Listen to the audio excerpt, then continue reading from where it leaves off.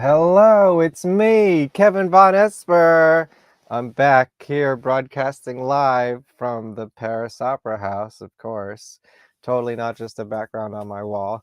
I'm here at the Grand Staircase to bring you the best Phantom content on YouTube this week. Maybe? I don't know. There's a lot of good stuff out there right now with the closing of the show. So, hello, how is everybody out there? Have you found any phantoms? Definitely tell me in the chat if you're here or in the comments on the replay. Give me a like, okay? Help me fight the algorithm so I don't have to figure out TikTok. Or maybe you can help me do that. I don't know. Any good phantom accounts on TikTok? Tell me in the comments as well. Welcome to Found a Phantom. We're back to book club tonight. Of course, I got my trusty little essential Phantom of the Opera, translated by Leonard Wolf. That's the one I'm reading, but we'll see if anyone else here has any other favorite translations. Tonight on Found a Phantom. Hooray! Let me get the intro up. Live editing. Found a phantom, found a phantom, found a phantom.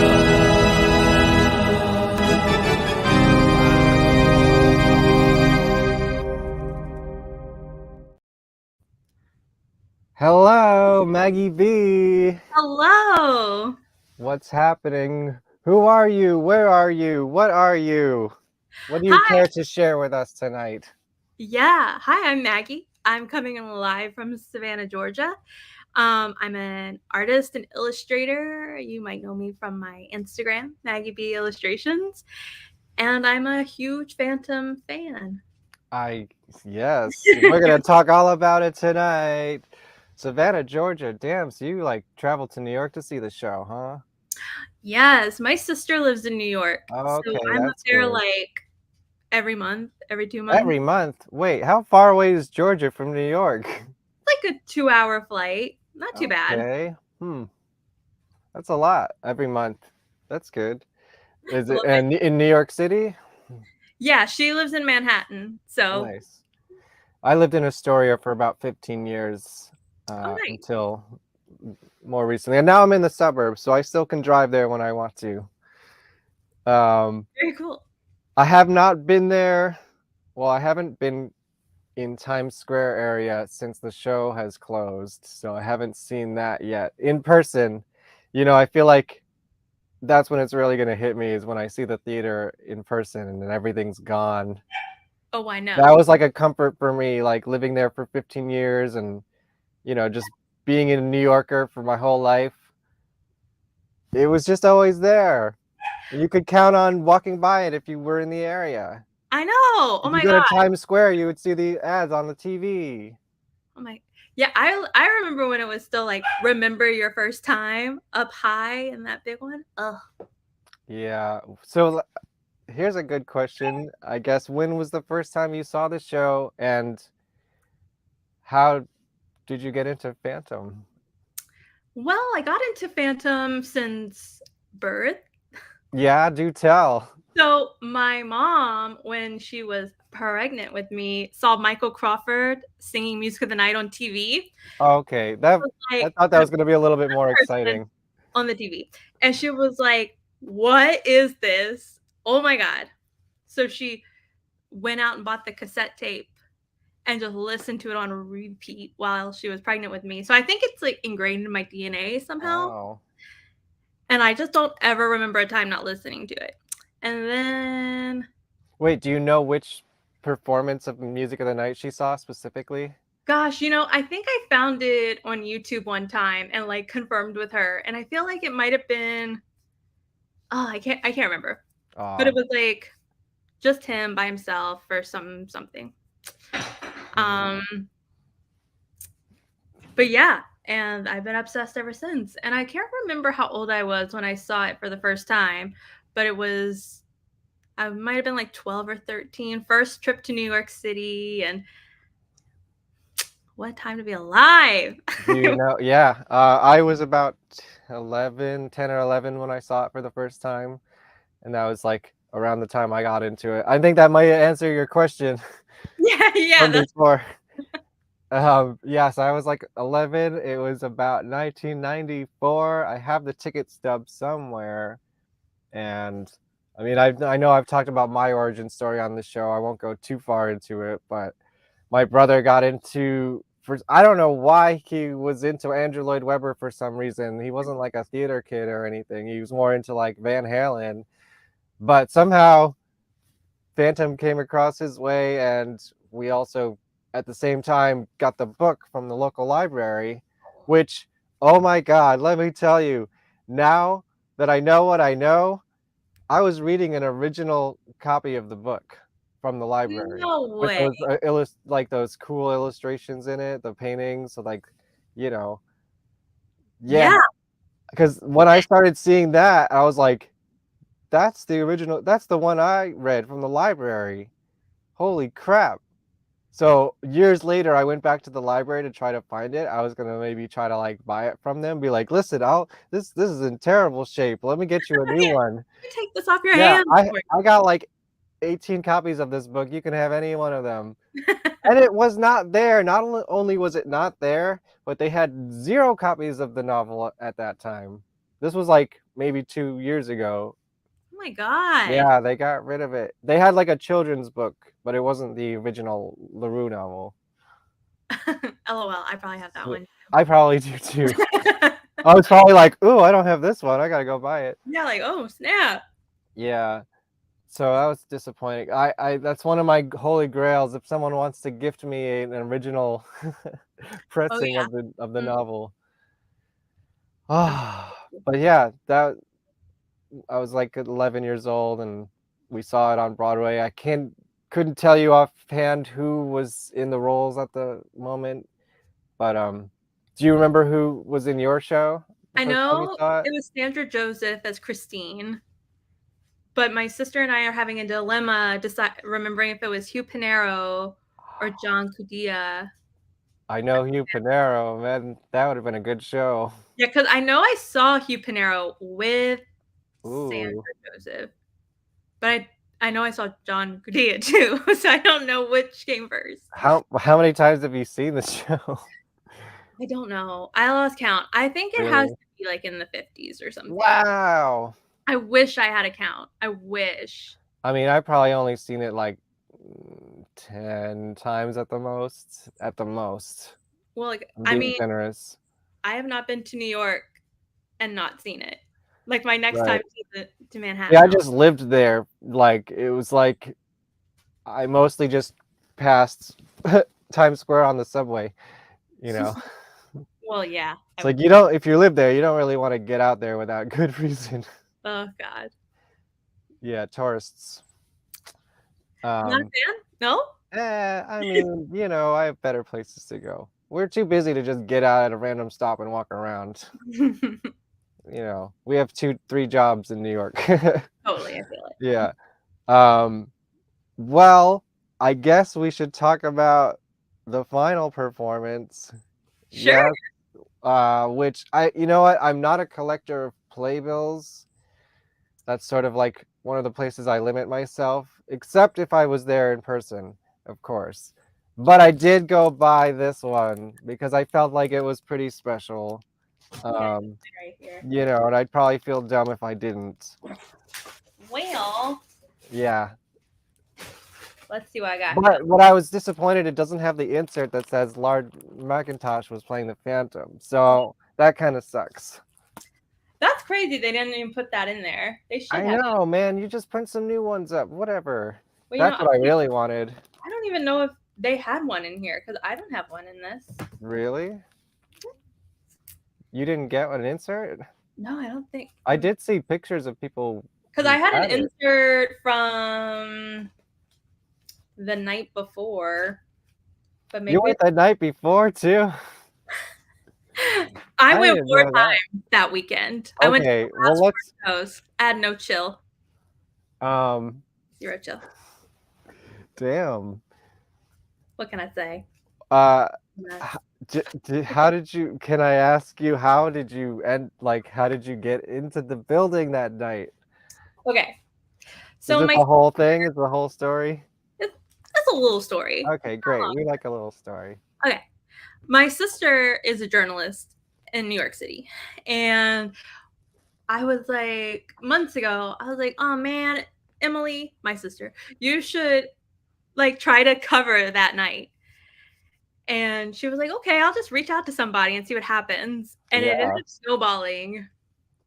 And, she was able to get in contact with PR people. And she was for sure going to be on the red carpet interviewing people. And she kept pushing to have me there. And I was like, oh, Emily, I don't want you to sound unprofessional, but I still want to go. And they were chill with it. They were super okay with it. She was like, Wow. they I told should have her, tried that. huh? I should have tried that. It's like, I know hey, I have a Phantom of the Opera show. you should have. Oh my god. I Yeah. I was a And little too they late were for it to go like, on. um, she was like, oh, and if you have any tickets, we'd love some. Bless you. Oh, And sorry. You and couldn't hear that, could you? I muted myself. I saw you. Okay, cool. And they were just like, we can't promise you tickets because it's invite only, and Right. we don't know what's gonna happen that night. Blah blah blah. So I didn't find out till the night before that we got tickets, and I was a wreck. I was like, oh my god! But yeah, it was exciting. I entered into the lottery and did not win. I did not do the lottery. That was the last ditch effort. I don't know. I know. I've had crazy stories like that before. Like sometimes I'm not a Broadway person per se, so I don't like hang around the theater and the tickets booth. Yeah. But I did end up at the 30th anniversary, the 35th anniversary, and I was just kind of like, you never know, Wait, so if you I'm meant won to the be lottery there. for those ones too? No, I didn't win the lottery. For the 30th anniversary, I saw a offer for like $35 tickets. I guess they were selling the last few seats off like on an Instagram post or That's amazing. whatever. And I was just like, the second I saw it, I clicked that button and I got it. And then for the 35th, one of my previous guests on this show couldn't make it and had a ticket. And like a few days beforehand was like, sold it to me, didn't just give it to me. But I was like, he's like, if someone should go and you can, like, it should be you. Like, Oh, I will take that. So I did get to see it twice in since this year started. that's amazing. Yeah, and I feel like they didn't do too. I don't know if you were at that one, but The they didn't do 35th? too much for that one. I was disappointed. I was Were you like, there? yeah, I was I was in the last row, last section oh my god. on the top. Where were we? I think we were like near the last row on the floor, like by the tech booth, sound booth. And yeah, I was like, okay, like they're about to roll out some heavy hitters. Angela like Weber's gonna be here. They're gonna do all the Yeah. singing. I was pumped, and then nothing happened. I was like, oh, Yeah, it was so disappointing. where are these four phantoms at? Where's like, Yeah, because at the 30th, they really played it up. Sarah Brightman was there singing, and like yeah, Andrew came out, what's Cameron came out, Hal came out. It was like awesome. that's not Oh, a and then what's the show called? School of Rock Kids came out and played Phantom with them. oh my That god, was really cool. It was like a whole thing. yeah, Were you and at that one? you at that time that the show was closing, right? I think so. Yeah. Oh, at the 35th? Yeah, I guess So I'm like, I thought maybe they they were would gonna have. go hard, I you know? know, me too. I guess they were saving it for the very end. Really? Did they were you underwhelmed at the final performance? I'm trying to remember what happened. Yeah, I mean, like, I was like, "Yay, it's great." Like, I don't wanna sound negative because 'cause I'm not Yeah, negative that's about it, fair. Let it out. Let it out. Tell but us the truth. I was hoping Make that me we feel better for not being there. no, yeah, like, I of the 4 last shows I saw, the best one was the charity gala. That Yeah, was the day before, right? that was the day before the final open show. Okay. Yeah. So it closed on Sunday. This was what, Friday? That one? Yes. Yeah. Okay. That was Were the best. you at the show on the Saturday where the crowd just refused to leave? Yeah. That That was, one seems like the one that you should be at. yeah, that one was really good. Because that was like, okay, I mean the final performance, of course, and I'm gonna ask you all about it, but it's like all the audience is not necessarily fans, they're people who worked in the show. So they have a different relationship with it. Yeah. Still very exciting, but the last public performance, those people went nuts. You were there, you said? No, but I saw it on Instagram. Yeah. Oh my god, yeah. Tell me. I cried that whole weekend. No, it was just so fun because I saw the last 4 shows, but the last 3 that were for the fans, you Last didn't 4 get to see days. Did that you part? see you didn't see it twice on Saturday, did you? Yeah, I saw the matinee You and saw both shows on Sa so you went Friday, twice on Saturday, and then Sunday? yeah. Okay, wow. Go on. And Saturday matinee was so good. Who It was was the Phantom that on the it was, matinee? Ted Keegan and I Julia, heard good things. Yeah, I saw Julie last time. and Front her row, wishing, center. oh my gosh, her wishing, like, blew the house down. She had, like, a 5-minute standing ovation. She was crying. Oh my god. And I was really close. I got really good seats for that one. Nice, So, yeah. it was lovely. That was the one thing, I don't mind about my last time going, and I did a whole show about this, but I had to see the show front row center once in my life, and I did get to do that the last time I was there. Isn't it just so awkward, though, when the guy comes up out of the pit? Yeah, I kind of Like, forgot it. You forget about that stuff until it's like literally in front of your face.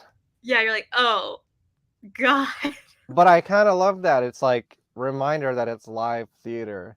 And there was still people in the second row like looking at their program or like not caring. It's like, are you kidding me? I know. Nutty. I was so engaged and I was so disappointed by anybody around me who wasn't. In the front row, come on. Well, it was funny, I was on the second row center for the gala performance. Nice. That's a good, I mean, those are all great seats. Yeah. And the guy behind me was talking, and he was like, "This is my first time in New York City. I'm like, this is my first Broadway show." And I was like, "Oh my god." What? Like, what a show to pick. I was like, Yeah, "You don't what even a know the drama." He's gonna be like, "Why is everybody so pumped? Why is yeah, everybody did he so-" not know what he was getting into there? Yeah. Wow. Well, Um, so okay, wait, who played the Phantom on Friday? Because I know all of them were not Ben, right? yeah. Yeah, Laird was that's all evening performances. I saw okay. Laird, and And then then Ted. Ted was the afternoon. And Ted was so good. So was Laird. It was just Yeah, I really wanted to see Laird play. Well, I really wanted to see Greg Mills play Phantom. I never got to see him me either. too. Now that everybody's kind of like posting a lot right now, Yeah. I finally saw some videos of Greg, and I was like, wait, I wish I would have seen him. So the last 2 times I saw it, I saw Ben, and it was kind of like, you know, you just kind of want to see something different. That is a very nice way to say it. Yeah, isn't it? I use my words very carefully. Well, yeah, I feel like there's just a lot of controversy going on around I his. didn't know any of that when I saw it, but I could still kind of feel it. I mean, he was very nice. I Oh met yeah, him both nights after the show, but like, it seemed like he was ready to get yeah, out of here. he was checked out. Yeah, a little bit. I got to go backstage once, and he was. Yes, let's talk about that. I'm sorry, my dog's barking. She doesn't Okay. understand what's going on. Oh yeah, I sneakily took some videos. Oh, were you not supposed to? I didn't know, and I was too scared to ask, but I wanted the video, so I took it. That's the one I wanted to play. Remember that filter on Instagram? Kind of. I don't think I ever used it, but I've seen it a lot. So when was that, and how did that happen? Oh my god, that was like a long time ago. Like before pandemic, like Uh, maybe a year before the pandemic happened. Um, my dad met someone at an event here in Savannah who knew Carlton Moe, whoa. who plays Pianji in Yeah. Phantom, and like got us hooked up with backstage tour. Oh, that's my biggest regret is that I never got to go backstage. It was weird, and I ended up I going to always just figured it would happen at some point, like, but now it's gone. It's crazy. no, it's sad. All these pictures that they're posting, I'm like, oh, this sucks. I mean, that theater probably does need to be renovated. Well, I Like, mean, it's definitely about time for that, but it is still sad also. when I was there this past week, there was painters tape up like everywhere, Hmm. and like just like paint swatches and stuff. I was like, oh, they are already like, get this show out of here. We're done. Yeah. Renovation, and the women's bathroom was like a hot mess. That's all I gotta What say. were you like when the show was happening? Yeah. Really? They were already like Well, no, they didn't no. even wait till it Yeah, when closed? the show was happening, like when I was there, like in the show in the theater, there was painters tape like on the boxes and like some painting Wow. happening already. But the women's bathrooms have just been like a wreck for a couple Hmm. of years.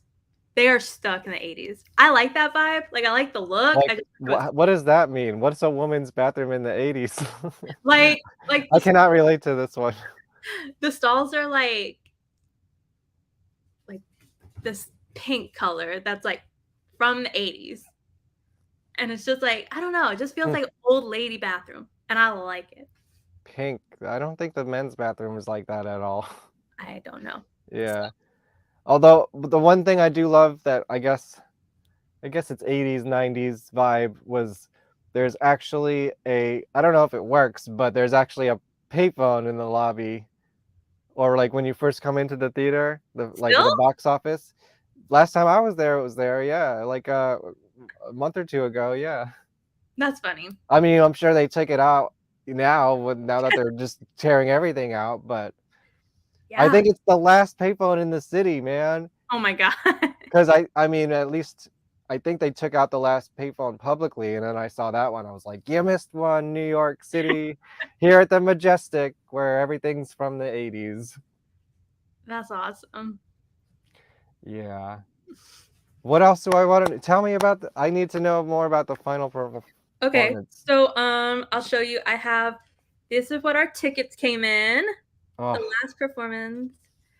was And it was like being there? Like, what? First of all, where were you sitting?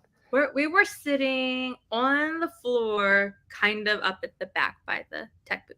Right, right.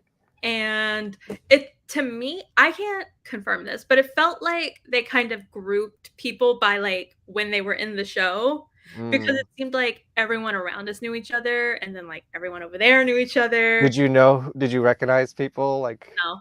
And no. it was funny because like this woman was like, "Oh my god, is that blah blah blah?" And I was like, "I don't know." Oh, to you?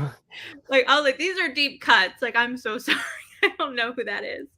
Um But it was so fun to watch the show because like the guy next to me was like what Jeremy Stoll is in the show now. So every time he came out, he was like, "That was me. I did that." Like, oh, stop! It was I cute. did meet Jeremy once years ago, by chance, not even at the theater. I know. I was in a taxi a few months ago, and I was going down the street, and I was like, "There's Jeremy Stoll. How Ah, funny! he's so recognizable. He's so tall. He's so tall." I never got to see him as Phantom either. Although when I did meet him, he was singing a song from the show. It was like a charity Oh, kind of. I cool. was working. I was like the video guy for it because that's Oh, my that's neat. business. And he happened. It was like I don't know, Broadway charity something. I don't know. But he told a story and sang music of the night, and I have the footage, and I don't think I'm allowed to show it to anybody. I mean, I don't think anyone Really? would care at this point, but it was, you know, I was paid to do the job, so it's not really mine to share. You know what I mean? Totally. But it is fun, and he told this story about being the Phantom, and like when he after the song when he pulls the cape over her Yeah. in the bed. I think apparently that cape is really heavy, and once knocked out one of his Christines, and they had to replace her right before she woke up from the bed. Oh my gosh. Yeah, Wait, yeah, fun story.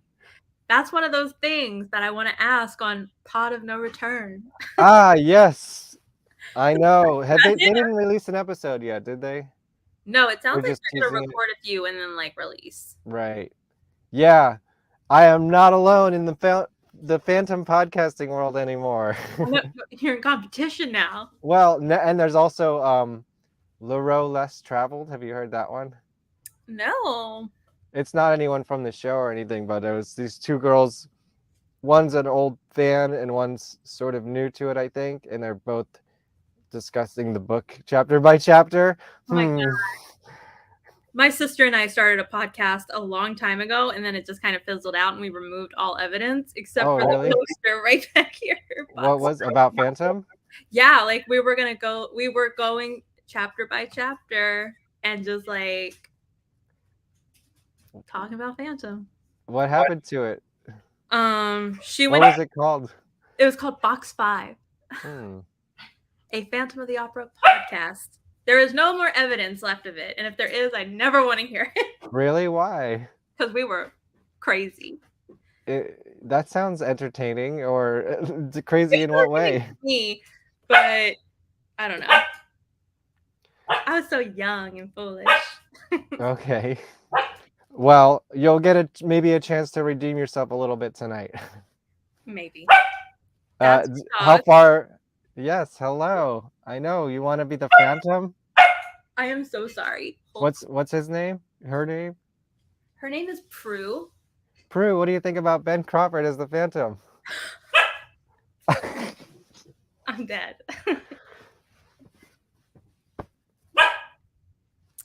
Baby Prue.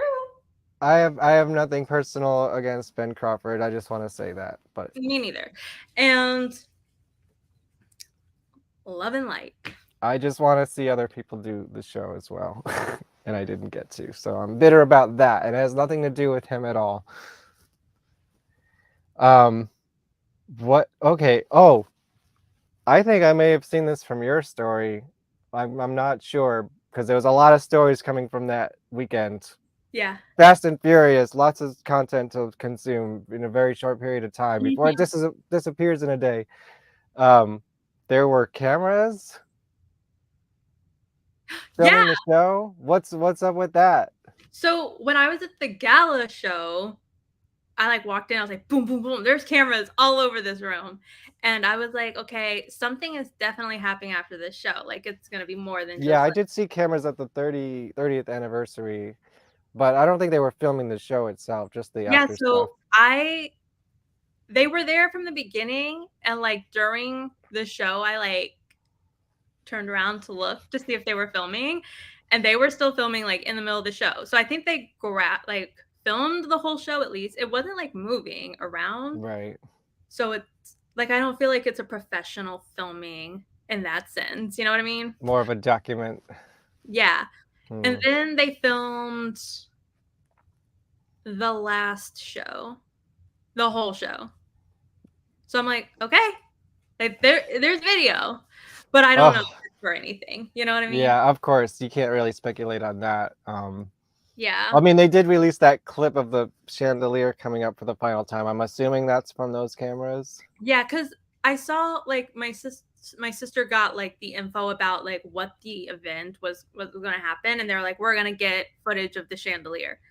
So I was like, okay, so these cameras must just be getting that. But then they were still there, and I could see their little screen. It's kind of Like, like, why would you not get the rest if you're already there, yeah. So I'm like, right? ooh, release. I know. Do you think it was a release-worthy performance, or do you think they would mix them together? Um, 'Cause it was mostly Laird, right? Yeah, I just like having watched the final 4 shows, the best performance from Laird, I felt like was the gala. Like I felt like The whole for whatever reason the gala performance was just top notch, and mm, I feel like it's because they were filming. Like mm. I was like, I know they filmed the other one, but there was just something different about the energy everyone was bringing to the situation. God, yeah, I'd love to see that. I mean, And I was thinking, I was like, oh, it must be like Laird's last night because he is bringing it. But then he was in it the other 2 nights. do you think he knew that he was doing all those performances? Yes, I think Yeah.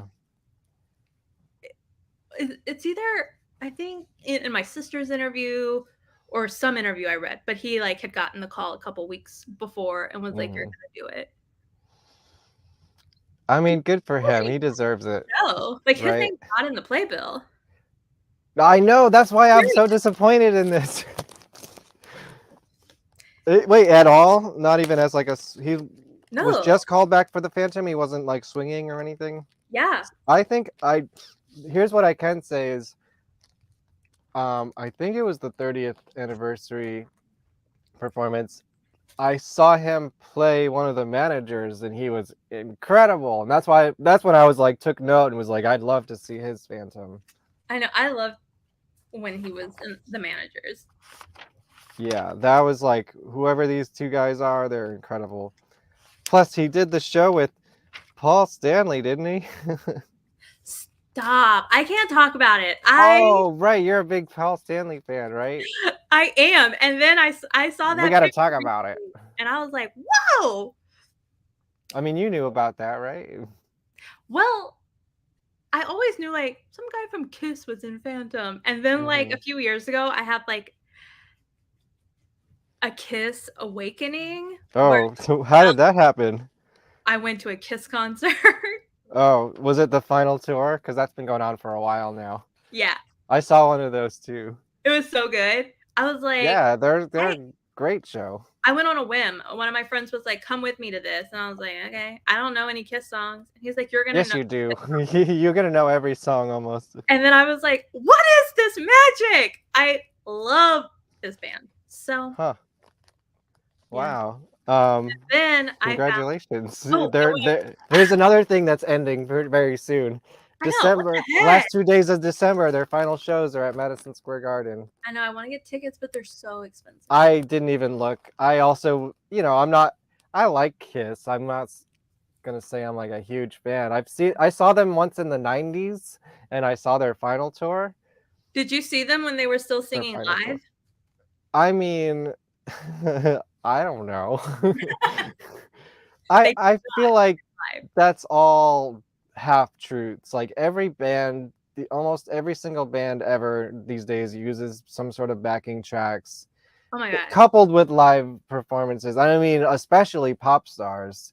You hear like 10 tracks of their voice and then like one of them is them singing live. And Exactly. I'm sure Kiss does the same thing because they're a Oh, professional they're band. like And like total. I don't blame them for that. Have you seen the show? Are you not entertained? Well, see, that's what I'm saying. I'm like, they're totally. The whole show is like the same every time you see it. But I don't want it to sound bad. I want it to sound good. It's entertaining to watch. I think I don't know. I I have feelings. I think people are just bitching. It's like Oh yeah, stop it's weird bitching. 'cause Like you know what it is. It's a show before anything else. Like exactly. I And think when I went they're and saw Kiss, playing I mostly. knew I knew that Paul Stanley was in Phantom when I went and saw Kiss, so I wore a Hmm. Phantom shirt to the concert. Nice. Yeah, I obviously I mean I've never seen him in it. I saw a bootleg. I have a VHS in my Phantom what do I call it? My Phantom layer over there. Oh my gosh. I'm sure it's on YouTube somewhere, but Yeah, um I think I've seen it or something, I or think I like on demand. saw Kiss like pretty shortly after that happened, and I was definitely like, "Oh, he stole some moves from that show for sure." Well, and I listened to his audiobook for his biography last Oh, year, and like the first chapter, he talks about Phantom. nice. What does he say about it? He like, well, he kind of, it was like his intro, and he kind of talked about what he learned from it at that time, and then there's like a whole chapter, I think, devoted to when he was in Phantom. Mm. And he talked about like how he was contacted to be in it, and he was like, I went and saw the show and was like, I can't sing like this, like, why Yeah, are yeah. you asking me? And his agent had to be like, they hired you because they want your voice, like, stop worrying about it, just do the stuff. I mean, in his defense, or in the Really Useful Group's defense, it was supposed to be a rock opera in its original incarnation, right? So Yeah. there is a little bit of that to the show. Like the Phantom is supposed to be kind of like a little rough around the edges, I think. You know, if you ever saw that original music video, Oh you yeah. know, the guitar solo, like come on, that's what it was supposed to be. And I at some, you know, some part of me, even though yes, the show was perfect, but I kind of want to see that direction like fully explored. Oh my Like gosh. the neons and the 80s guitar solos and the synths. They only really kept it for that one song, but if they had spread that throughout the whole show, man, that would be a real experience. Oh, I love that sound too. I have a friend who's like, I like Phantom, but I don't like how it sounds so 80s. I'm like, what? That's the best part. Well, it was conceived in the 80s. Yeah, you're like, well, I guess they did their job. I was kind of born with it, I say, because I think they first started previewing it in 1984, right? I think And so. it opened in 1986. Yeah. Yeah, I was born in 1984. So I was born with things that I love so much. Oh my god. Oh my God. I don't know what else I should ask you about the final shows. Is there anything notable that should be said about them? Like, I want to know everything, but Okay, so we worked the red carpet. yeah. Um, Oh, did your sister's article ever come out or? yeah, I posted it to my story. I'll have to Mm, repost it because I'm so proud of it. She wrote such a beautiful article, nice. I'd and like to read it. yeah, it was really good. And she like I filmed all the interviews for her. So she interviewed Sarah Brightman, Laird, John Oh, Riddle. I have some pictures I can show from this. Yeah. Let's see. Well, that's the you at the theater, right? That is my hand holding a That's your Bible. hand. Wow. There's us with our press passes.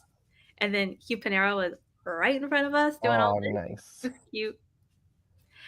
Um, Whose head are we seeing here?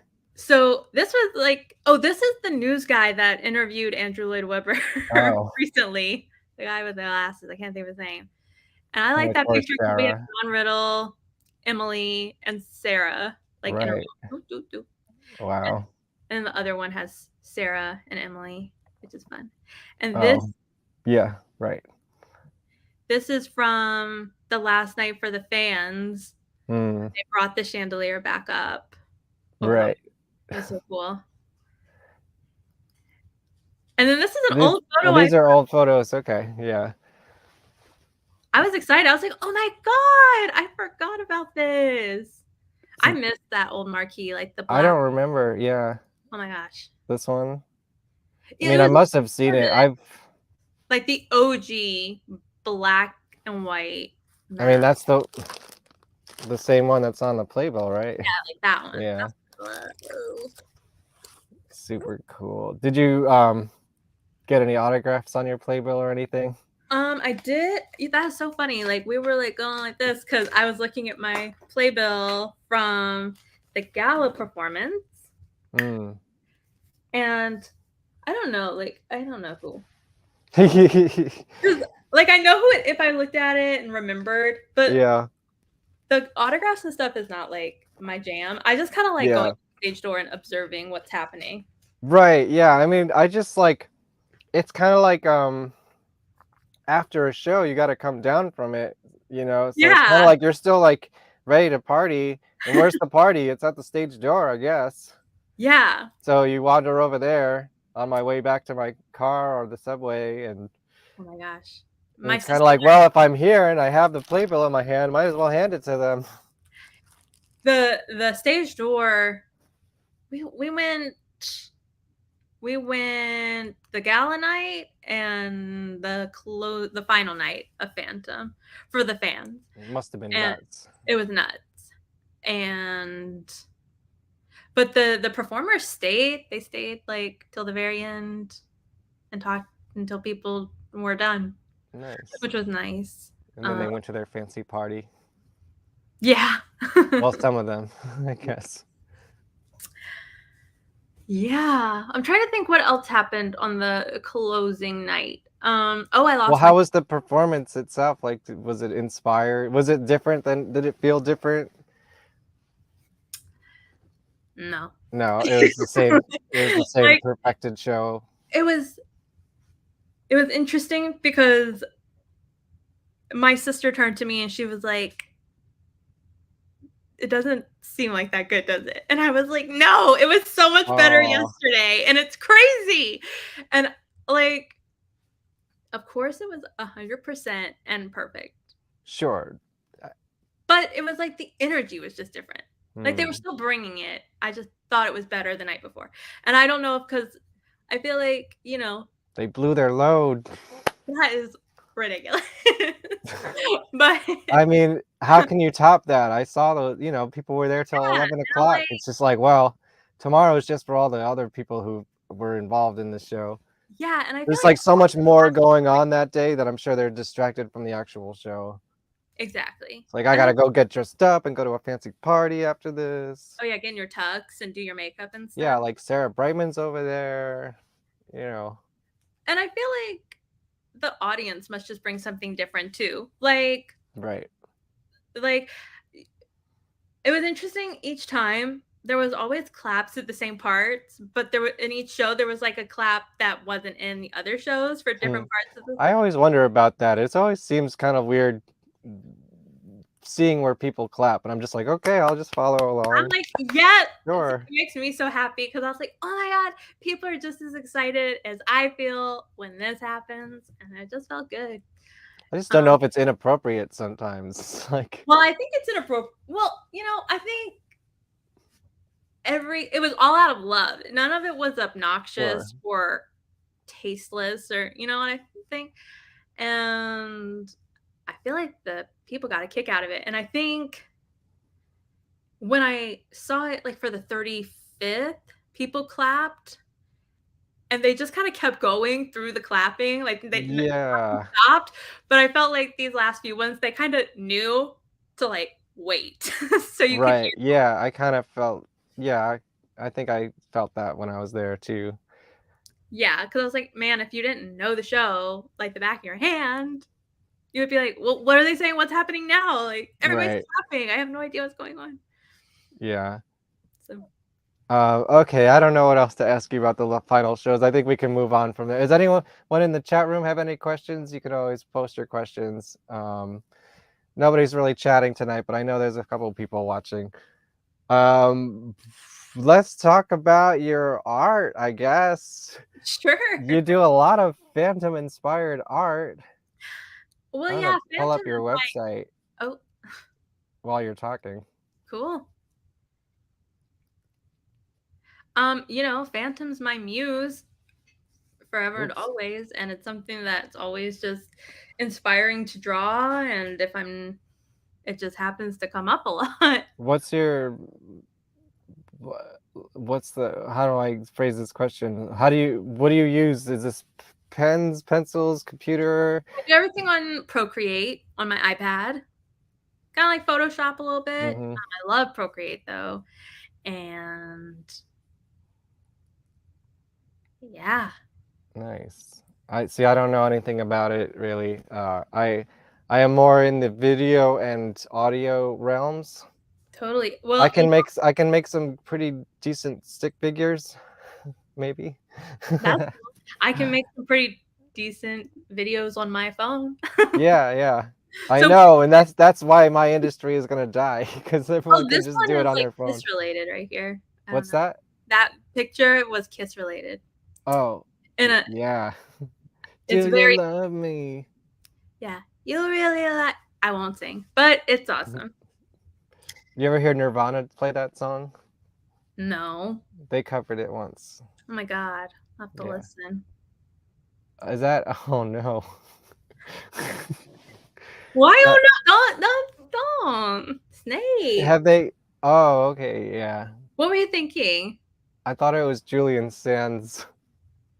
Oh, jeez. No. Ah, see, He now is you had not that in re the which repertoire. I hope they find him.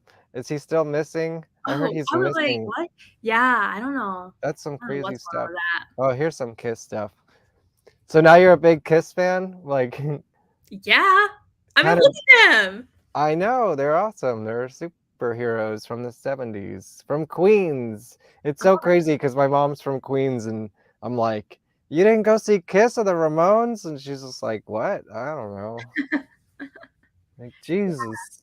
I love some Paul Stanley. Also, he was in Phantom. It feels like Did you ever see I mean, I know this is sort of totally unrelated, but Fan Kiss meets the Phantom of the Park.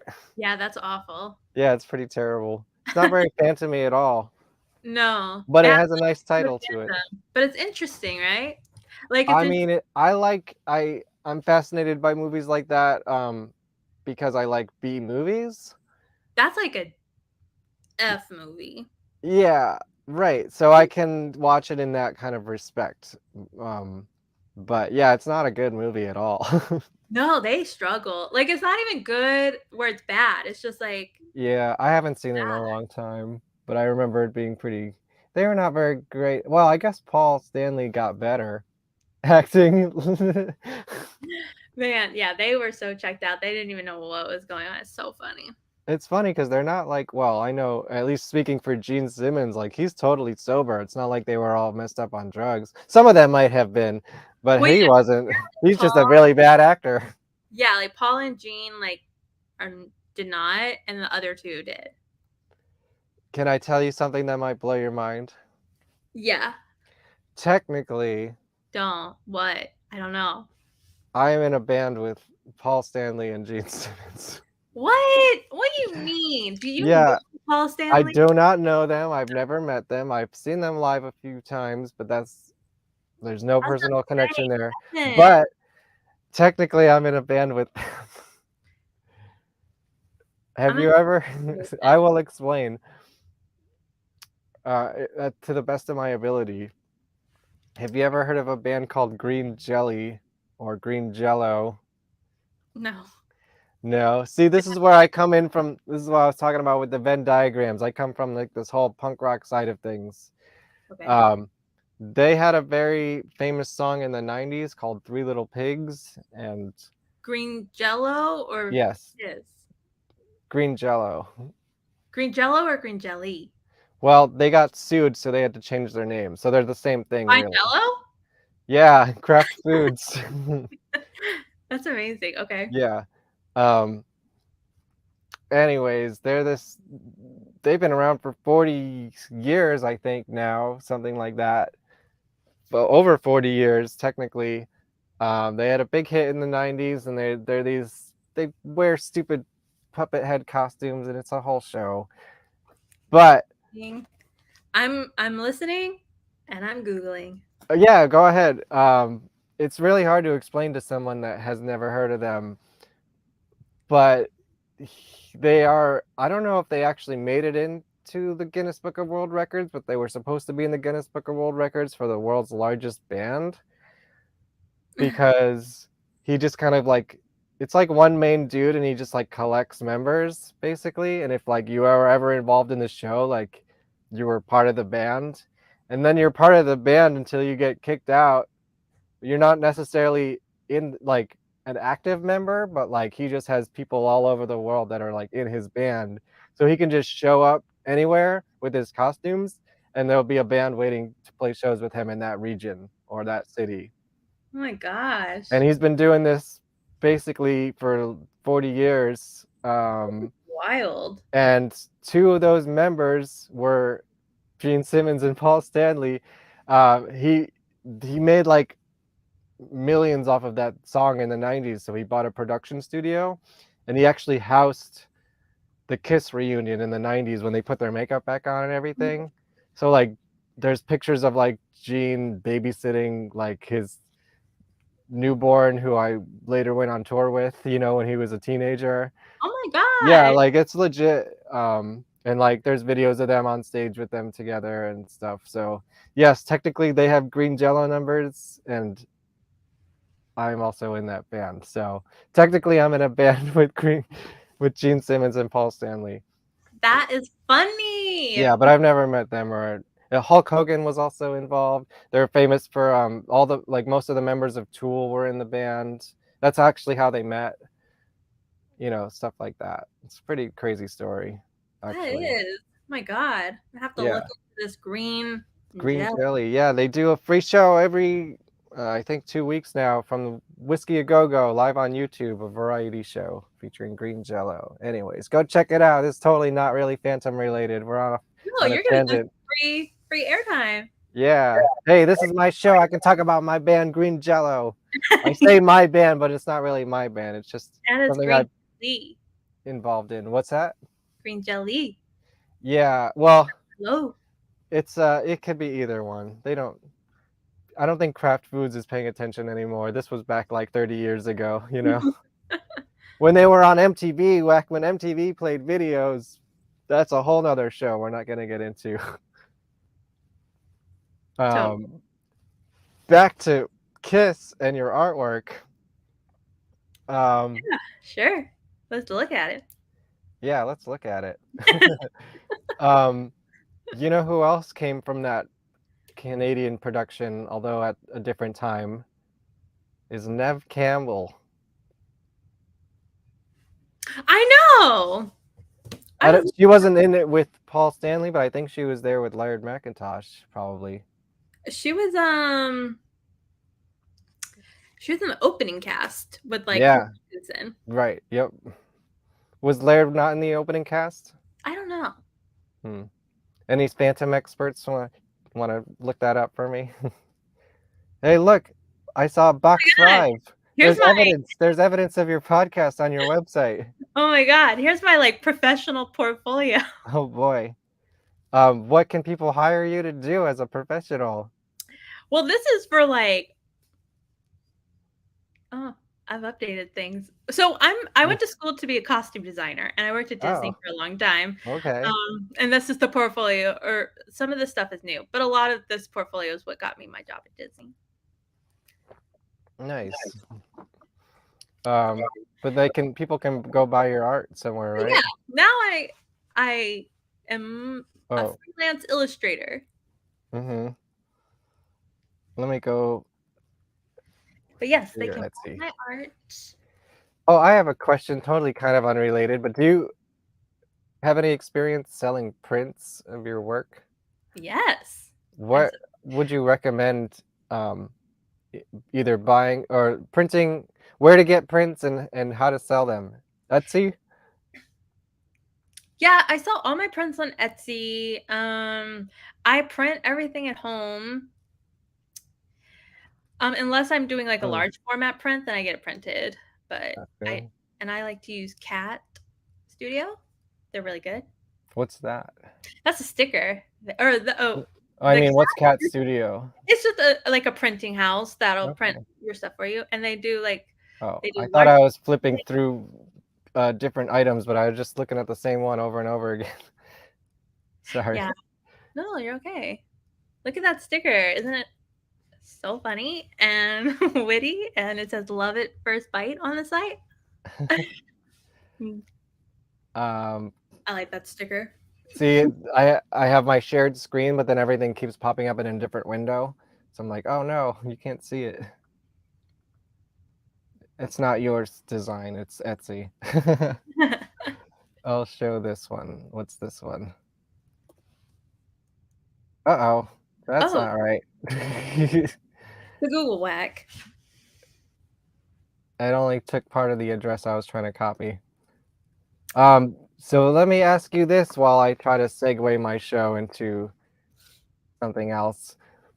What is your experience with non-Broadway Phantoms and the book in particular? Oh my god. I read the book for the first time in 5th grade, and I still have my original copy. The cover's fallen off. It Which smells one is it? Is it It's like I have this right here. It's one of these ones. Yeah, that was my first copy too. It smells so good. But Dimatos, I'm assuming. oh, look at all these like highlighted bits in here. Ooh, is that for me?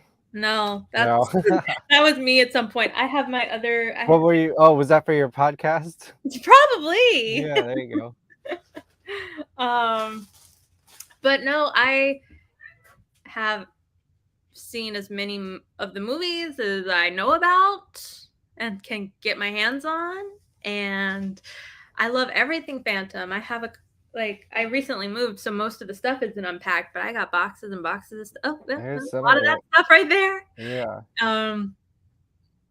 Yeah. I mean, let's see. I don't know if you've seen my. I used to broadcast from my collection, but now I have this cool backdrop that's a little better on the eyes. So it's across the I room like from the me. background. No, it's great. Yeah. It was pretty cheap too. It's not green screen, it's real. I know. I was wondering, and then I saw like you touch it earlier, and I was like, "Oh, it's actually a thing there. That's funny." Yeah, look, I'll show you like studio magic, you know. Look at Let's see. that! Oh my god, you just ruined the illusion. I I thought know. we were It's there. totally. No, Shh, don't tell anybody. I will not. Um, I think I have some pictures somewhere.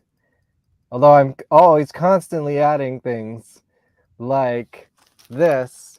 And I just learned also that I had just bought this book about the Paris Opera House. And I learned that that author has 4 books about the Paris Opera House. And I just thought they were Yeah. all the same book repackaged under a different title, but apparently not. So I have So some more of those coming my way. yeah, you got some purchasing to do. I know, it's a problem when I find something new and I'm like, ah. Here's a Yeah. little preview of my collection. Oh, I love. Oh, you got one of those beers I wasn't able to get. Yeah, I found where they were selling it in the city, like at a bar, and I had to just order it and walk out with the can very Like, awkwardly. I'll be taking this with. Thank Yeah, you. it was the beer itself was not very good, although I'm not really much of a beer Oh, did you person, drink so it? yeah, I drank it. I bought it. Might as well drink it. Yeah. I mean, I have one of the I wasn't codes. gonna go outside and pour it out. Like that's weird. Well, I just would never opened it. They opened it for you. It was a bar. Oh, I see. It didn't really have the. I mean, I guess I could have asked, but they were already like, what? They had to They like go digging for it, you can. know? Yeah, I got one though. That's fun. Yeah, so I guess we should talk about the book, right? Yeah, let's talk about the book. Hold on. We I have are, somewhere because that's what we're doing here, right? Book club. book club. Ooh, what you printed your chapter out? Yeah, I use my You printer wisely. nice. Do you have a preference in translator or anything like that? Because I know there's like a whole lot of that going Yeah, on. and I saw your book in another one of these, and I was like, "Oh, I have that copy," but Mhm. this one I like. Whatever I this is. think that's the more incomplete translation. This is the one I love. Uh-oh, well, you're missing about 100 pages, I think. No! That's what I heard. I don't believe it. Yeah. Does I'm anyone at, anyone an expert out there can how can clarify it that be for me? missing 100 The pages? most common translation, the Dematos, I think is the guy's name. Well, that's the one in the public domain. That's why it gets reprinted so much. If it Ooh. doesn't, if it's not credited with an editor or a translator, then that's probably that one. And it's like super incomplete and like not very comprehensive and changes a lot of things apparently. So Oh my god, that's sorry amazing. to tell you. No, now you're giving me a reason to sit with 2 books open at the same time and There's cross-reference. like 4 or 5 different translations out there. I actually need to get some that I'm missing apparently. But I've been reading the Leonard Wolf, I got the that one. essential Phantom of the Opera, with all the footnotes and everything. So I think that's, I don't know if it's the best translation, but I think it's one of the most complete ones. And it's definitely well annotated, almost to a fault. Like there's maybe too many annotations, That's amazing. I you like know. that stuff though, so it's right up my alley. So we read the Enchanted Violin, which is actually a pretty long chapter for this book. Yeah, it was pretty meaty. Yeah. What, do you have any overall thoughts about? Um, I was like, "Ooh, I got a good chapter. We're going to Nice. Paros. We're having a little Yes. Raoul drama. Like, let's go." I felt Right? scarf. We had some like full on quotes from the show that they had pulled. Yes. I was like, Yeah, yes. totally. Um, and of course I'm gonna try to, okay, I'm gonna credit this source completely. I am pulling some information from this website, phantomtheater.weebly.com, which I recommend everybody go and check out. And they've done a lot of research. And I think they also run one of the Facebook groups. I couldn't tell you offhand which one because there's so many of them, but go check it out. And there's actually like photos of the real locations apparently here. I don't know Uh, if you've ever seen these before, but I it's good stuff though. yeah, we'll go through it as uh as we talk about this chapter. Let's see. What do I have here?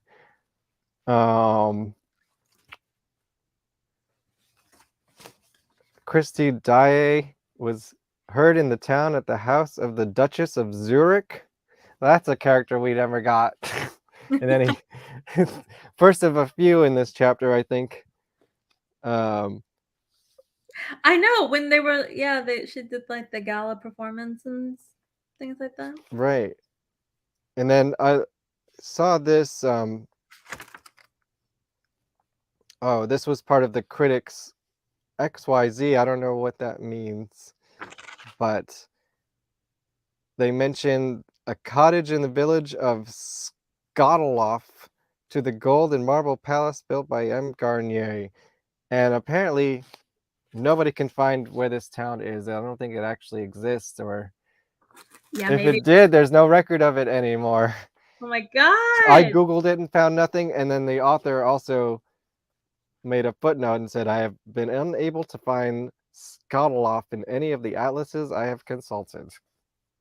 So I don't know where that's supposed to be, Mr. LaRue. Oh, he was just having fun. Maybe. I love how he weaves the fiction and the nonfiction. So, Me too.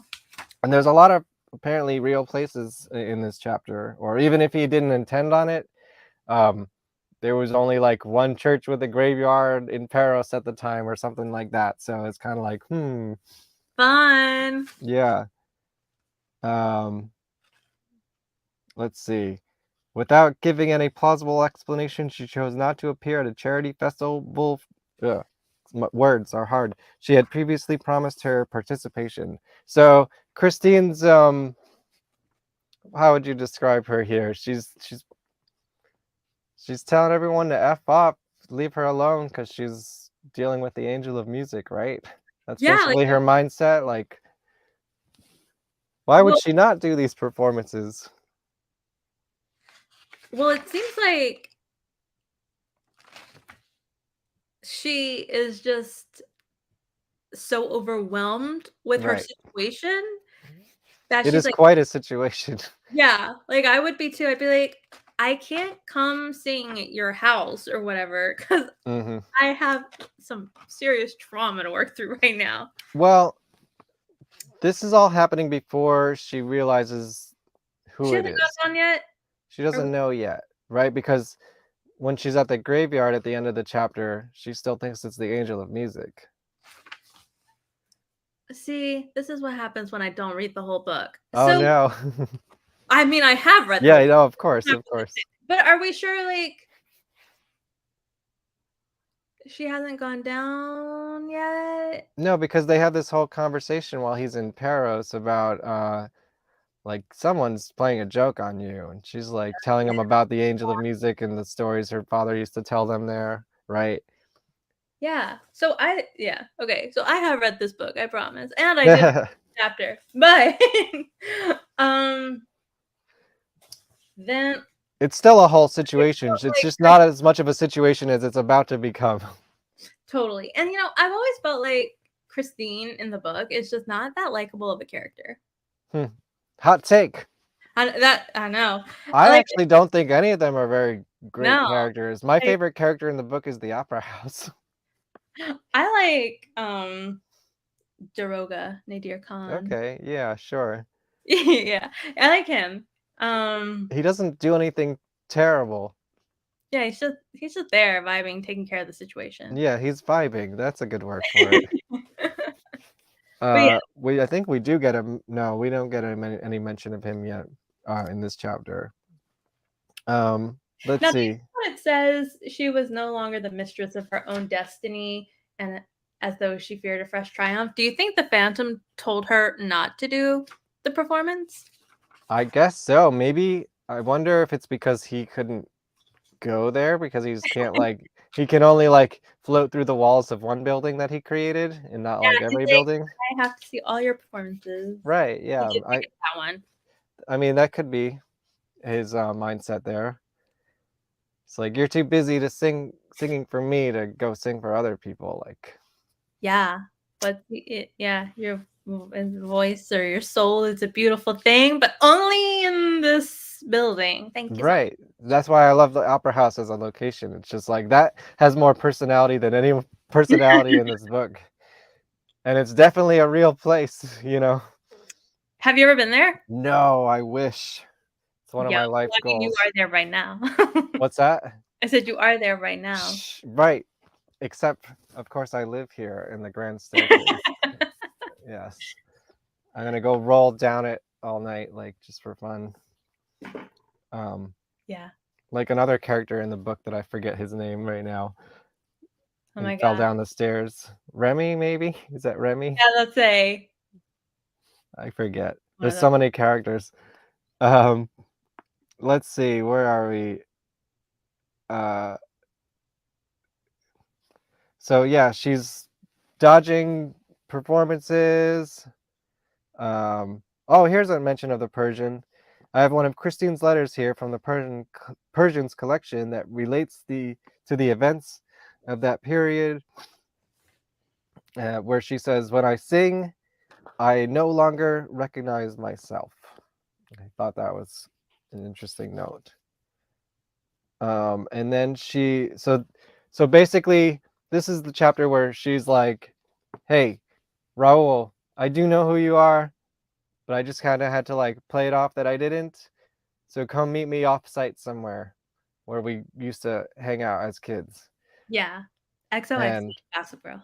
right, and I don't know if you know, that was in the Phantom's plans here Yeah, he was like, because "Whoa, it was supposed to be a romantic getaway for him, I believe. ew." Playing You well, think? well, I mean, as close as he can get to it by playing her the violin in the Yeah, graveyard at he's like, "Oh midnight. my god, we're gonna go to the sea together. It's gonna be so fun." And then this guy showed up and he was like, "Oh, I know, what a party crasher. hmm." But I'm sure she thought she was being clever. See, because she doesn't know it's a man yet. But Um, did she know that the Angel of Music was gonna follow her?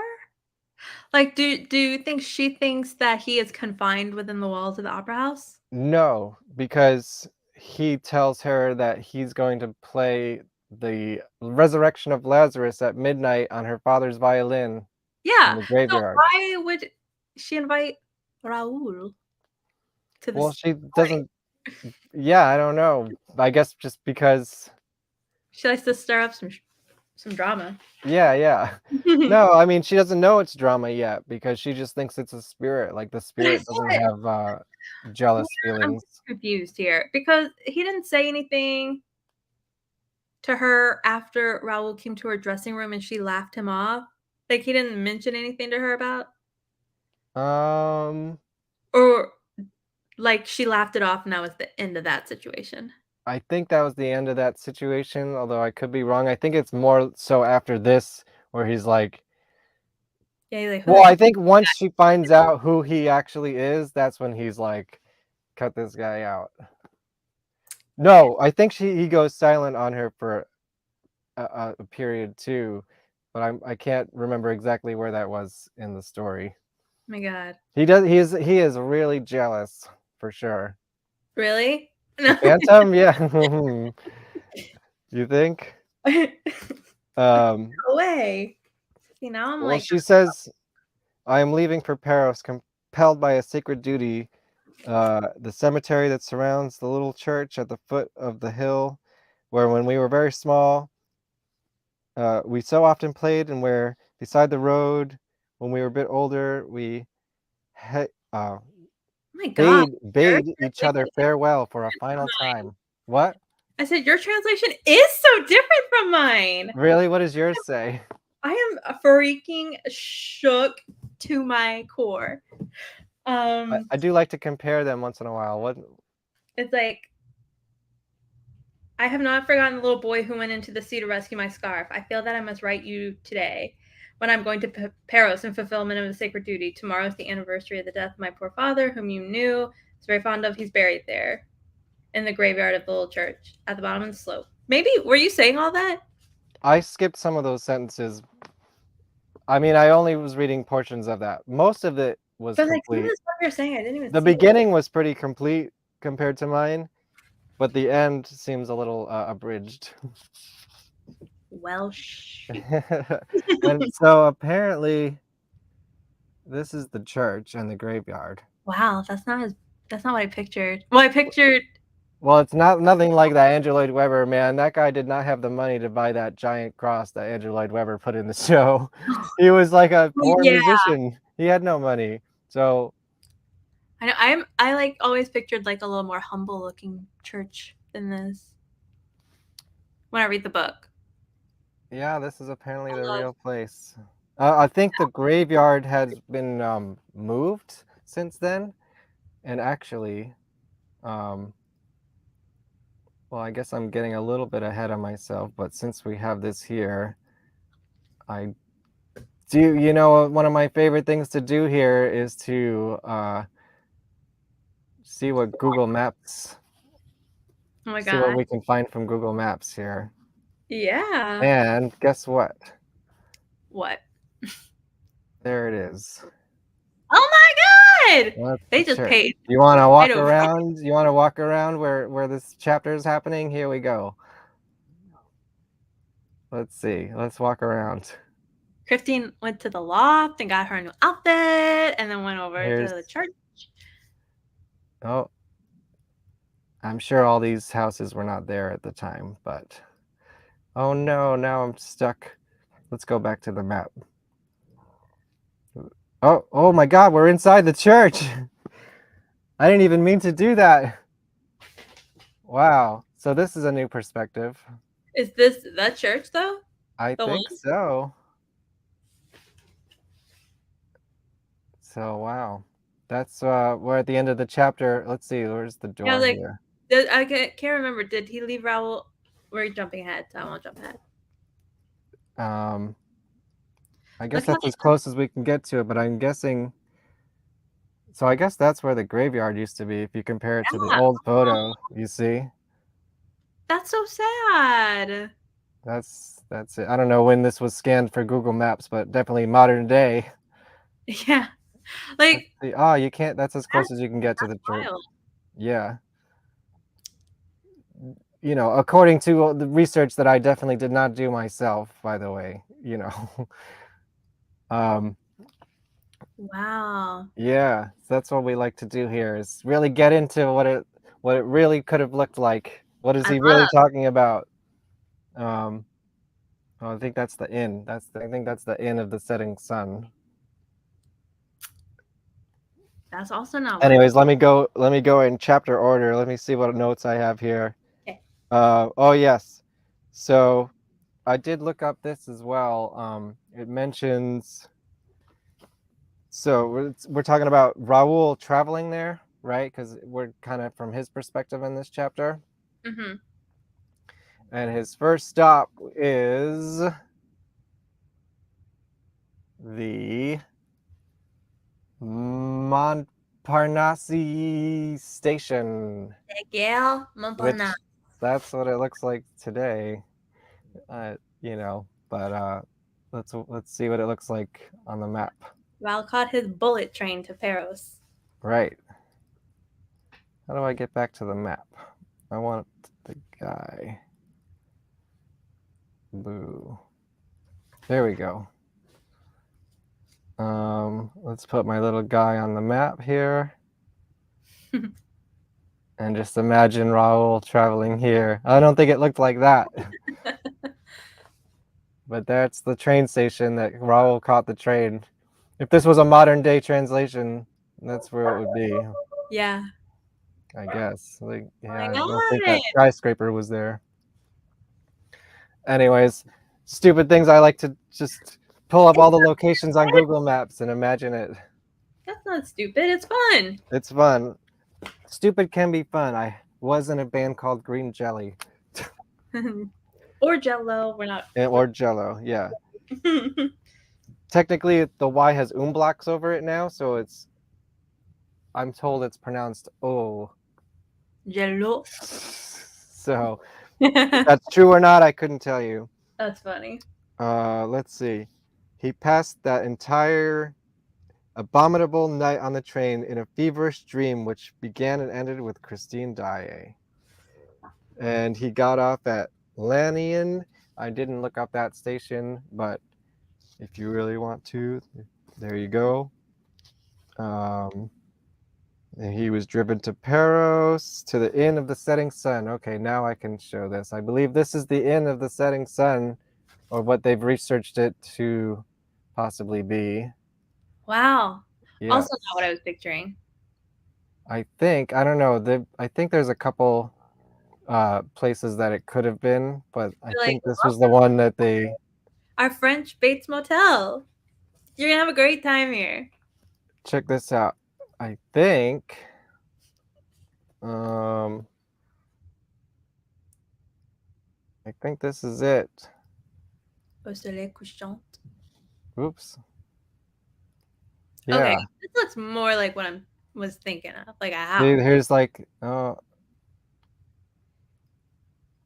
the beach here, you know. Yo, what the heck? I want to stay here. I think that's it right there.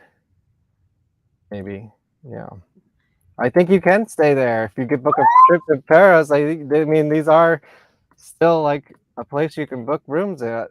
Holy crap! I'm gonna tell my sister. Isn't that cool? And even if it's not exactly the right building, it's the same area. You know, this is it right here. So I think I had that up on Google Maps. Well, I think let's see what I can do here. This, I believe, is the water. So this, where she lost her scarf, somewhere around here. Yo, I'm loving this. Yeah, isn't this fun? Mm-hmm. Where's my little guy? Can I get to the maps here?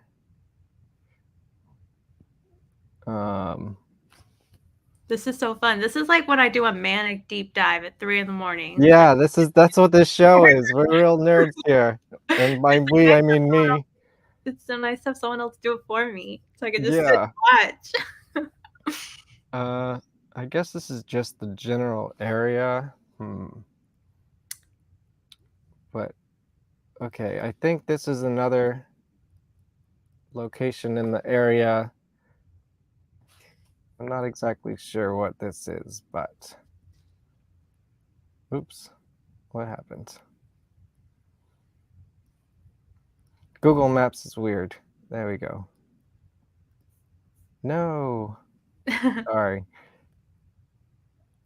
Yes, I want to be here. Oh, here's what I want to do. Close the side panel. So yeah, I think this is the area. Here's like the beach area now. Wow. I don't know if we can go into it on Google Maps. It looks like not. But yeah. This is what it looks like today. This is wild. It's cool, right? So cool. Yes. Let's see, what's this? Anyways, yeah, that's my research right Yeah. now. Back to the book. What do I have here in my? What did I highlight? The end of the setting sun. Yes. Oh yeah, I love this. His love for her left him breathless. This tall youth who had traveled the world over was as pure as a virgin who had never left his mother's home. So they're really setting up his character traits here. Uh, and then they mentioned Uppsala. I like to just like point out all the actual references in these chapters. Mhm. I didn't look up Uppsala, but apparently that's where lived a peasant and his family, sang in a choir on Sundays. The peasant had a little daughter. The best wedding fiddler in all of Scandinavia. Weddings and banquets. Daye's mother, an invalid, died when the little girl was just entering her 6th year. So there's some character development there. Um, what he found there was poverty. I don't understand his family. It does say later that they played lots of music but didn't accept money for it. Well, it sounded to What's me up with like that? they became the Valeriuses became patrons of them, so they were Right. like living with them. So I guess they were taken care of. So when they went to Peros, they were like, "We don't need money. Let's just live like Hmm. we used to live before we're taken care of." That was the vibe I was getting. Yeah, so this is like a whole history in this chapter here. Um, right, Professor Valerius and his wife had to move to France. They took the Dyes with them. That's I'm looking for a patron like that. Just putting Yeah, it out there. If you would like to fund my music career and let me live somewhere to do it for, with all expenses paid, I am available. yeah, same. I can And just use same. my iPad and make you some pictures. Right, exactly. I can keep you company. I'm great conversation. Yeah, don't have to have a day job. Uh, so yeah, they say the entire family went on holiday to Paros in a corner of Brittany. I don't know much about the hell, I don't even know much about the geography of America, let alone France, but if you want to look it up, those are the places. Cool. They slept at night in barns. They refused the money they were offered. People who followed them from village to village did not understand the conduct of the violinist. I agree. I don't understand that either. Get that bag, man. People want to give you money, you take it, right? Yeah, I guess he just had no business sense. Sleeping in barns? I Yeah, mean, it Christine was sounds probably like, "What? kind of What are crappy. we?" um, right. So then there's the story about her scarf was blown into the sea, and this is where Andrew Lloyd Webber took a lot of stuff straight from the book for that one little scene in the dressing room.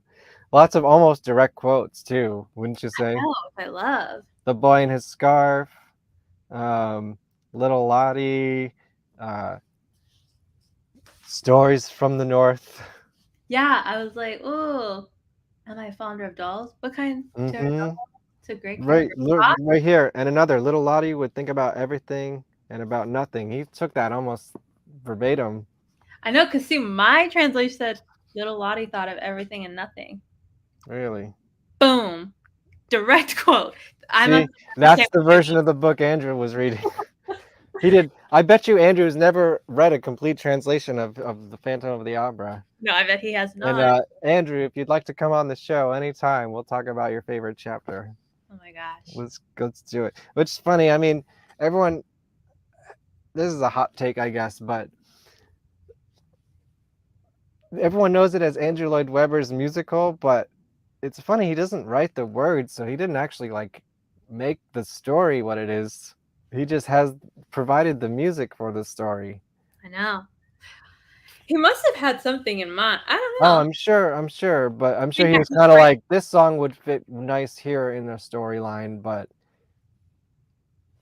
he just wrote the music. Like, it's kind of interesting. It should be like Charles Hart's Phantom of the Opera or something like that, Yeah. Richard right? Stilgoe's Right. portion of Phantom of the Opera. Yeah. Right. And then the Angel of Music story. All the great musicians, all great performers once in their lives received a visit from the Angel of Music. You will hear him one day, my child. When I am in heaven, I will send him to you, I promise. And then Professor Valerius dies. And then, so that's, and she still lives with Madame Valerius, right? That's, well, when she's not living at the opera house, Yeah, she's like hanging out there. she goes to her in the book, right? Right. I Yeah. don't, I think she's actually living in the opera house, but when she's not there, she's at the Valerius. Yeah, on her off Like, days. she's got a room there, I guess, whenever she wants. Like on the weekends or whatever. Yeah. Uh so okay, let's see. So They're talking about their childhood. It's like the whole childhood story here. how old do you think they are? Because I know we get a couple of little like it said like her 6th year, but then it says like time passes or something. Right. Now how old are we at I did talk to one of my episodes, we did discuss this. I think the experts are saying she's about early 20s, right? 22, 23 maybe. That's what I've heard too. And I'm trying to when how old do you think She's she not a teenager. No, That's the point. that's the point. Yes. I'm totally in that camp. And Raul's also about that age, maybe like a year or two Well, younger. how old do you think they were when they met? Well, that I might say here. Because see, I was having maybe my translation doesn't have it or I wasn't reading it right because I kept seeing like different timestamps, but nothing Mm-hmm. that was like concrete about how old they were. Because Let's at one see. point it says 3 years later they met again. And I'm like, Right. how old were they? I mean, she was probably, I don't know, Putting you on the 10 or spot. 11. There was the answer. Right. Yeah, Well, I think I'm it does say like at 13. some point, I don't know, maybe I don't know if I highlighted the timestamps here, but she's probably a young teenager Yeah, that's what I or think. so, at least in the last time they met before the opera house, right? Because that's only a couple years later. I mean, it may seem like a long time, but people probably didn't live that long back then, so age, it was a little bit different of a concept. Where were we? Like Okay. 30 was old. Right, exactly. Oh, you're done. And I think the experts have pegged the Phantom being like in his mid 40s, maybe early 50s at the most. Yeah, that's always what I've pictured. It's just pretty old. Well, yeah, I think the Phantom's supposed to be. Mm-hmm. Anyways, let's get to the good stuff. This is all backstory. The Angel of Music. They saw each other again 3 years later. Yep, okay. They were no longer children. So, So whatever that means. 16, 17, maybe? Yeah, maybe. 16, 17, 18, 19? Yeah, probably something around then. Young adulthood. Young man had come to Paros entirely by chance. Not a day had passed when Christine had not spoken about Raoul. Stop. Christine. She went to take refuge on a bench in the solitude of the garden. They talked awkwardly until evening. Mademoiselle, I will never forget you. And he went away, regretting the impetuous, which I don't know what that means, statement because he knew very well that Christine Daae would never be the wife of the Viscount de Chagny. Oh my god, see, that's not what mine says. Really? What does yours say? It's different. It says, and he went away regretting his words, for he knew that Christine could not be the wife of a Vicomte de Chagny. That's Totally similar. different. You have bigger words than yours. Mine's bigger. Me and Angela Weber, we got our little You Thumbs down. got what you need. You can take those direct quotes from it. Yeah. Um, yeah, she did not seem to see anyone. She was the personification of indifference. Yeah, she was all indifference. Hmm. And Raoul suffered. All right, so let's get to the action here. This is all Too good. much, yeah, it's all backstory though. The backstory is like, okay, it's necessary, but it's kind of boring in terms of like the whole story of the novel. Um, oh wait, what's this? Oh, yes, Madame Tricard. Here's a character I would like to see in a movie. Okay, where are we at? Uh, the first person he sees as he comes into the smoky old dining hall is Madame Tricard. So he's finally made it to Paris. He's stopped thinking about his past, and now we are back in the present. Oh my god, is this in here? Uh-oh. She recognizes him, greets him, and asks what brings him Raoul here. walked into a smoky sitting room of the setting Yes. sun and at once saw Christine standing before him, smiling and showing no astonishment. Um, yeah, yours is a little bit more abridged. I am dead. Yeah, I decided to am come about here. to read Let's see. something else. Ah! I am. Yes, the door opens up. He gets up. He is not mistaken. It is she. He wants to speak, but falls back into his seat. She, so he sees Christine. Oh, here I. She is fresh-faced and as flushed as a shade-grown strawberry. No doubt he is excited from having walked briskly. Her bosom, enclosing a sincere heart, rises and falls gently with her breathing. I just gotta point out all the the crazy stuff in this book. Is that in your translation? All the horny stuff? Oh! Oh man, you're missing the On good my parts. book. Oh my Oh, word. her fur coat is partially open, revealing the harmonious lines of her young, graceful figure and her supple waist. Madame Tricard smiles and discreetly steals away. Finally, Christine says, "You've come, and that doesn't surprise me at all. I had a premonition that I would find you here when I came back from Mass. Somebody there told me. Yes, I was told of your arrival." Yes, all the descriptions are pretty great. What does yours say? None of that happens. None of that. There's no Like, bosom and supple waists and graceful figures in your translation? no, it's Oh like yeah, he he's comes in and then he's this is like, the point where in the see, I always thought I like to ruminate on what I would like to see in a translation, like a faithful adaptation movie sort of scenario or TV series, which might work better as. Um, this is where he's like looking up and down, going boom chicka wow wow. yeah, he's like, It ooh, should be a teen comedy, basically above ground, and then like a horror show underground. That's how I would put my movie.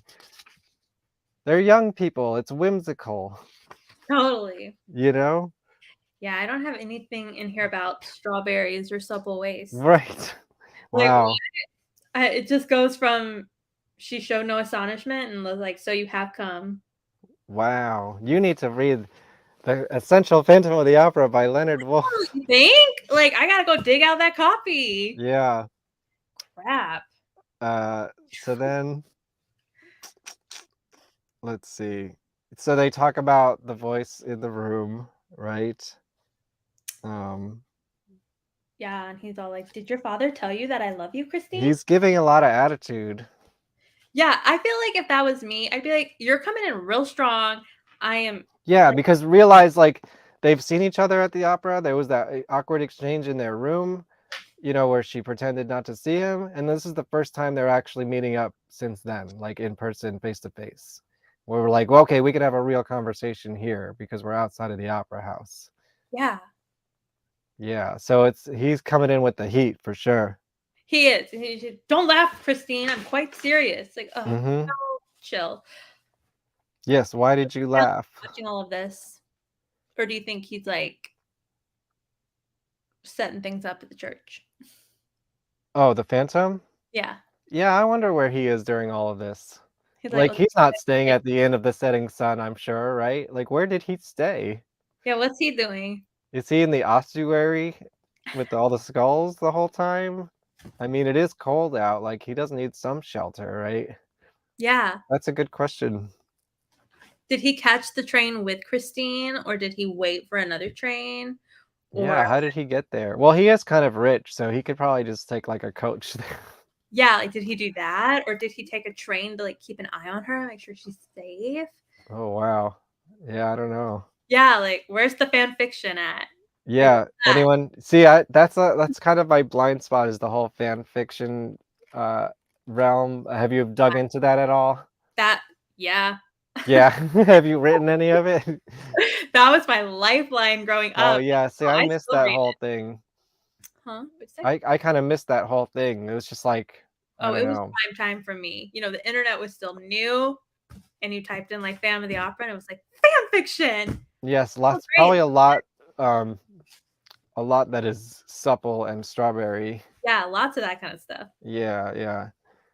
What was the Um, strawberry in reference to? let me see.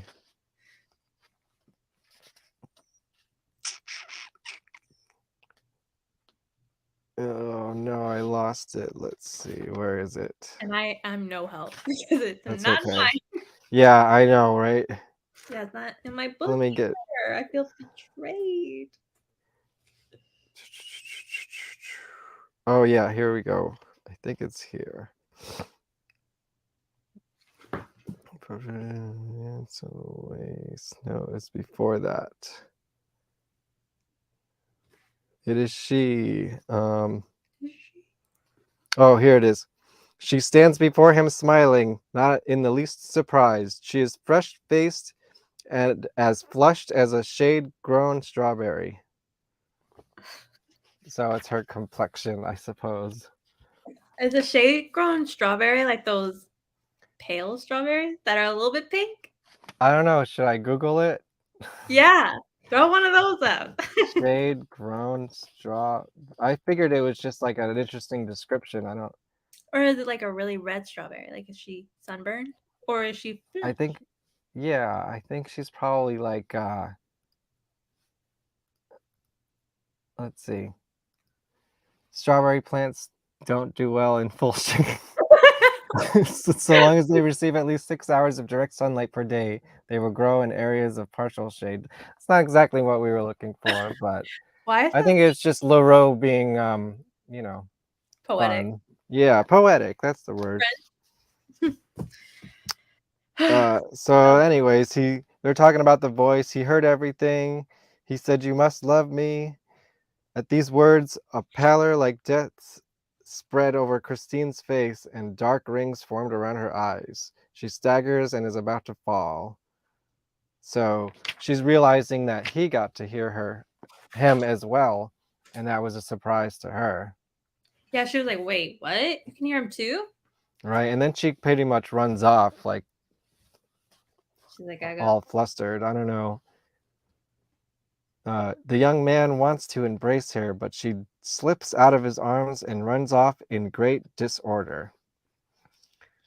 Right? So He was like kind of accusing her. Well, I feel like she was mad. She's like, "You're I think thinking she I was mad because she's confused in my because room with me? Like, what are you accusing me of?" And then right. like, so there's Yeah, that. And she's virtuous. It's known all over town apparently.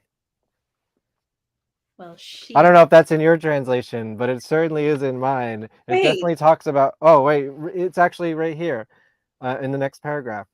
Raoul never for a moment doubted Christine's purity. He knew very well that she was widely reputed to be virtuous, and he was not so naive as not to know that a performer is sometimes forced to hear declarations of love. Is that in your translation? No! What Oh, is this crap? Throw it across oh the my room. god. Yeah, burn that one. No, I love it It's so I much. know. It's But a good damn! yeah, you need to apparently I've never directly compared all of them together in one day. Maybe one day. Maybe What's season 3 happening of this show, you know. yeah. if you want to do another episode where you do that, I'll bring my trusty little Yeah. no information version of the book. I'm sure all the fans out there are like, Maggie, you're such an Some of idiot. them know, I'm sure. Yeah. See, No. I'm not so much an expert as though I'm exploring. I mean, there's so much to explore that I just have time to kind of brush the surface on all of it. Yeah, totally. You know, you could just live your life just immersed in Phantom forever if you wanted to. Sounds like what I've been doing for 30 years. Yeah, I know pretty much. Let's see. Sad, discouraged Raoul went towards the cemetery that surrounds the church. Let's get that picture back up so we have a visual. Okay, Here we go. a little bit. So Let's see. Raoul's walking around here. Uh, he wandered amongst the tombs, deciphering the inscriptions, but when he came behind the apes, he was suddenly made aware of the tomb he was seeking by the dazzling colors of the flowers resting on the granite headstone and overflowing into the white earth. Some crazy description there. And then it talks about skeletons and skulls by the hundreds were piled up against the wall of the church, held there only by a thin network of iron wires, which allowed the macabre edifice to be seen in its entirety. The piled up heads were aligned like bricks, mortared together by cleanly whistled bones that seemed to form the first foundation on which the walls of the sacristy had been built. So he's yeah, I don't know if I don't see that in this picture, but we can imagine. I guess that was sort of common back then, that there was just piles of bones at churches. Yeah. That's crazy. You know what's real crazy? Well, they do have, there's those like catacombs of Paris, so I'm not totally surprised. I don't think any Any of that is in there? thing of what you just read is in here. Jeez. But when you were saying it, I was like, man, I've read that before, Yeah. but it ain't in here. It It's goes. foreshadowing for the night, of course. Because we know what the Phantom does to him later. Yeah, because see, it talks about how she leaves. She says she leaves the situation, and then it says Raoul will return to the inn. That's the next. Yeah, I've been skipping around a little bit.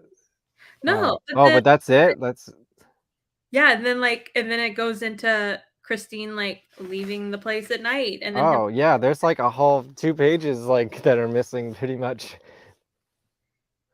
That is nuts. Um, And you know what's crazy? I'm reading my book versus the book I printed, so I could read yeah, it, are those different? and it's different too. Oh my god.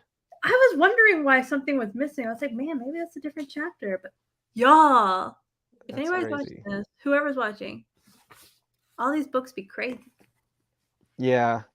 Well, one day I'd love to do like a real direct comparison between all of them, but who has the time? So here's where she meets him, I guess, in the graveyard or somewhere. She put her gloved hand over his mouth. Listen to me, Raoul. I want to tell you something important, very important. And then she tells him the whole angel of music thing, that her father sent the angel. He's like, I don't doubt it. Oh my god, I'm in a different part. I thought you were further Oh, ahead. That stuff is in the book. okay, thank God. Because who would skip the cool skulls? I was like, holy moly cannoli, I am shook. So then this is where she reveals that he heard the voice as well, and he bursts out laughing, which is not. I mean, Not see, I think. this is why it's got to be sort of like a teen comedy. It's kind of like there's a levity in there to one side of the story, but to her, it's just like super serious. Well, yeah, because I always just, I'm like, I guess he's laughing like, oh my god, you're joking. But I'm always Right. like, he sounds like a jerk. Like everyone in this book just doesn't. They have no chemistry. No, I know, right? And that's why he's a virgin, or is virginal. Right? Maybe. But what do you think? I'm a virtuous woman. It says it again. Okay, I gotta focus. And I do not lock myself into my dressing room with men's voices. If you had opened the door, you would have seen that there was nobody there. No, there was no one there. That's true. When you left, I opened the door and I didn't find anyone in your dressing room. So she's like, ha, I got you. But also, really? You came into my dressing room, you creeper? Yeah, it's like, Right? ew. That's the afterthought. She cried out and fled. He ran away. He ran after her. Fiercely angry, she flung out, leave me alone, leave me alone. Then she disappeared. She disappears again. Maybe. Raoul dined alone. Yeah, I'm like, do y'all love each other, or are you just like, we did like each other, so we Well, should now? yeah, again, it's been like years since they've actually had a conversation. So Yeah, I feel like he's this is putting kind of like on her to he's be. like obsessed with her, but he's coming on real strong. But also, like, she did invite him to an inn in the middle of nowhere. Yeah, So like their that first is date, like, that is kind of like seems like code for something, right? I I don't don't know if a woman was like, "Hey, Kevin, come meet me at the hotel at the beach. yeah at the beach." I'd be like, "Okay, it's party time, right?" She's a reputable, virtuous woman, though. Well, he's playing it carefully, but he's coming on a little strong. Well, he's he really wants to get it, I guess.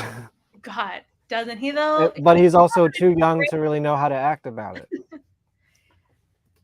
And Poor. he's a rich nobility, so he's kind of like cocky about it too, I Which imagine. I think Raoul's fine in the ladies department. I'm sure he could do very well if he wanted to, but he's focused on Christine here, Yeah, right? I mean, his brother's definitely trying to no, like his get. brother's got Sorelli, Yeah. I so mean, he's wasn't the taken brother care trying of, to like, you can be with anybody. Like, let me help you. And he's like, no, I want right? Christine. It's like, yeah, but look at all these other great supple dancers here at the opera house. Did you ever have you read the description of Sorelli in this version of the book? Oh my god. Later I'll try to go Who find it. knows? Who knows if I It's have? crazy. It's crazy. You think this descriptions about Christina is crazy? You should read what LaRue says about La Sorelli.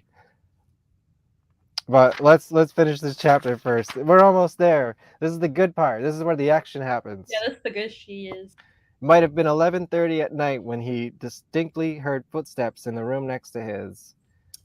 So I guess they're roomed next to each other, and he's just kind of been listening in to see if he hears her the whole night. And when he does, he kind of follows her out. This poor girl, like all the men just be listening to her. I know, I know. Well, the Phantom's probably looking too, but you can't see him. God. I know that. I think they addressed that at some point in the book too, like very briefly. Yeah. Like he promises he won't look into my room anymore or something like that. I don't know. I don't think we're there yet. God, he's so nice. He's so accommodating. Right. Well, this is the Phantom. No, I know. Yeah, yeah. But like, how would she know? I think I won't look through your mirror anymore. Right. She's like, oh my God, he's so romantic. So she leaves and goes to the graveyard. Uh, right. Oh my God, this is totally different written than what I wrote. Then, what was the good woman's surprise the next morning when the young man was brought to her half frozen, more dead than alive, and she was informed that he had been found stretched out at full length on one of the steps at the high altar of the little church in Paris. Do I still have that Google map open? Yeah, I was like, ooh, Let's look at the church again, right? Oh, actually, you know what's crazy? Let's look at this one. I have this site open up too. This is the actual official website of the church. Oh, goodness. Of course, I can't really read it because it's in French, but Mhm. uh, Good de mill. I didn't really click around to see if there's anything interesting. But oh yeah, there's the old.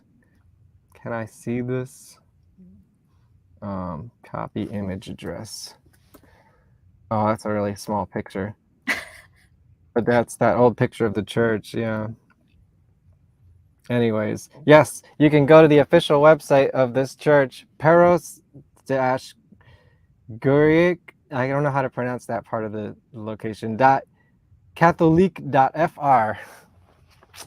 Yes. I don't think I have the Google Maps open anymore, but we saw the church before. You saw it. Yeah, we saw the inside where Raoul was Was found. found. Yes. Several weeks later. Uh, so this is, and then this is a police report or something. Yes. Monsieur Milfred, the superintendent of police, his report. Um, she seemed not to hear me. I'm skipping around a little bit. Okay. And in fact, she behaved as if I was not there. The church clock has rung 1:45. Was the cemetery gate open? Yes, sir. That surprised me. And there was no one in the cemetery? I saw no one. No, sir. They were poor, small headstones that disappeared under their covering of snow so that only their crosses could be seen above the ground. Here, let's bring this picture up again. So we've been looking at it, but it's the best one. Look at that graveyard in the church. That's cool. Are you superstitious? No, sir. I'm a believing Catholic. Oh, here's another one. But no doubt she had been completely absorbed in her pious thoughts. Yeah, the clock struck midnight. Her gaze fixed on the vaults of heaven, her arms extended towards the moon. She seemed to be in an ecstasy. How come we've never seen this in a movie? This is a great scene I where think she's just at a graveyard and yeah. and then the violin starts playing and The closest Raoul's. is the Robert England one, I feel like. Have you seen that one? Yo, very much so, yes. I love that one. I'm trying to think of When she's in the the graveyard graveyard and scene. playing the violin. Ooh, doo, doo, doo, doo, doo, doo. Oh yeah. Dude, the music in that movie is phenomenal. I love that one. And it makes me so mad that I can't purchase it on Amazon Prime. Well, you should buy the Blu-ray because it's a wonderful transfer of the movie and definitely worth owning. I think I do have the Blu-ray. I just don't have a Blu-ray player. Oh, well, that's a problem. I know. Yeah, the transfer on the Blu-ray is fantastic. I highly recommend it. I think it's on Shudder, but I Is could it? be wrong. Yeah, because you used to be able Shudder's to pretty rent it cheap. on It's like Prime. $5 a month. Used to be able to rent it on Prime, and I was like Mm. probably the only renter. I would rent it like once a month or something like that. Yeah, get And then Shudder. it's unavailable now. I've written to Amazon Prime. I've written to the production company that owns the film. Been like, put it out there for us. What about iTunes? Is it on iTunes? No, it's nowhere. Oh, that's crazy. Well, I think it's on Shudder. They probably have like a license for it now. I think one of the fans sent me a download, so I have it on my computer now. Oh, but who knows what transfer that is? It's Yeah. like reading the DeMatteis version of the book. You don't know what you're missing. But I just like hearing it. It's like a blanket at night. I just turn it on. I'm like, Yeah, I'm gonna actually. Okay, maybe you can be involved in this because I've been trying to plan for a while. I want to start doing. Here's an announcement, everybody. Here's the Found a Phantom news. I'm gonna try to start doing occasional episodes, kind of like the book club, themed about movies, and it'll be a double feature. So I'd have people talk, a round table of guests talk about a double feature of movies. And the first one I want to do is Robert England Phantom and Dance Macabre. Have you heard of Dance Macabre? yeah. Which is I adapted from the script that was supposed to be the sequel. I haven't seen it, but I've heard of it. Is it good? It's not great, but it has all the elements of a great bad 80s, early 90s horror movie. Yeah, I feel like I watched like the trailer or something for it once. But you can only get it on like VHS or something, I think. No, it's on Blu-ray now. Is it? Yeah, so you need to get a Blu-ray player. I know. It sounds like I do. I actually watched it the other day on Blu-ray for the first time. Is he in it? It's not. Yes, Robert Englund is the star, and he plays.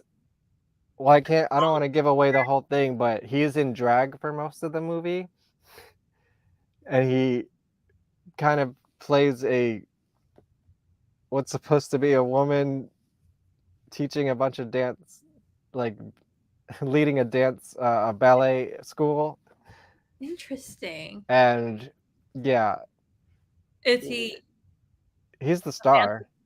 Is it like is he in love with one of the dancers or something? Um, Or obsessed with sort of. It's kind of like it's actually kind of like the Phantom movie where someone reminds me of someone from his past. You know, it's not quite as literal where the characters get knocked into the past, but he sees a dancer and is like, she's the modern representation of the woman that I love, you know. one of It's those. like played by the same actress, you know, Yeah. kind of It's like things. a Maximilian Schell Phantom. Have you seen that one? Yes, not in a while. I get some of those middle ones confused because they're very similar. Is that a That's the one theme with in that one? who? What? That's a theme in that one? I forget. Yeah, that's the one with Jane Seymour, and Yes. the Christine looked like his dead wife. Okay. I just remember that one seemed similar to the Hammer horror version, Yeah, right? yeah. And I was like, these aren't great. I don't love the Hammer horror one. Like, I don't know it as well as I know all the other ones because I just Yeah, it's not very good. I actually, um, one of my previous guests turned me on to a movie that's maybe a little bit better. Um, that is a retelling of the Phantom of the Opera, but in a grindhouse theater. It's called Murders in the Rue Morgue. Oh yeah, I've heard of that one. Yeah, and it's named after the story by Poe, but it's Mm, because in the movie they're performing that. play. So it's not a direct adaptation of the story, but it's the name of the movie. And the Phantom character is played by Herbert Lom.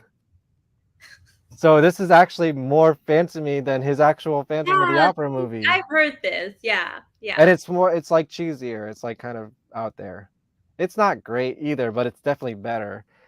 But that would be a double feature probably too, the two Herbert Lom Phantoms, you Yeah. know?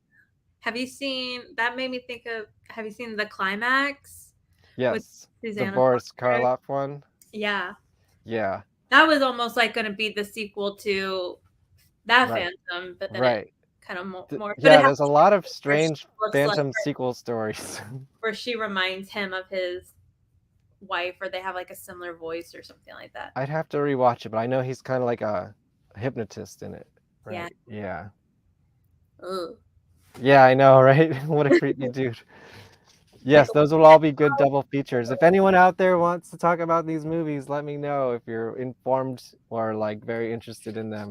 I would love to talk about one of the movies because I'm all Okay, great. Well, maybe we'll get you on the Robert England train. But we got to get you a Blu-ray player. I will get the Blu-ray Okay. Yeah. and a decent copy of the book. Right. Yeah, yeah. Well, you said you have this one in the dug. Yeah, it's You somewhere got to for dig it out, right? I've All right, let's blast through the rest of this chapter. We have like a page and a half left. Um, mm, the resurrection of Lazarus, right? That's a question I have. So this is not a real song, right? In all the research people have done, they haven't found man, I'm thinking I thought I found it at one point or somebody really. pointed it out to me or maybe it was, But did someone just name a song that after the book had come out? Because that that could be could be true. I do not know. right. Because I'm sure there is now plenty of resurrection of Lazaruses, but was there one that predates the story? I don't know. Let's see what my there is Okay. a footnote. Okay, first it talks about what the story of Lazarus is. See, that's where it gets a little too much. Like I didn't really need to know that. Like yes, it's a story from the Bible. The musical composition Leroux may have in mind is Schubert's Lazarus or the Feast of the Resurrection. The New College Encyclopedia of Music says that it is an unfinished cantata based on a sacred drama in three parts by August Niemeyer, pastor, theological poet from Halle. Though Schubert called the work an Easter cantata, it is really a hybrid half. I don't know what any of these words means. I'm just Okay. reading them. Or oratorio, half opera. He failed to write Part 3. The work was performed after the composer's death, but the score was not published until 1892. All right, well, let's see if I can find that piece of music. The Feast of the Resurrection. I always think of the cemetery violin from the Robert Englund movie.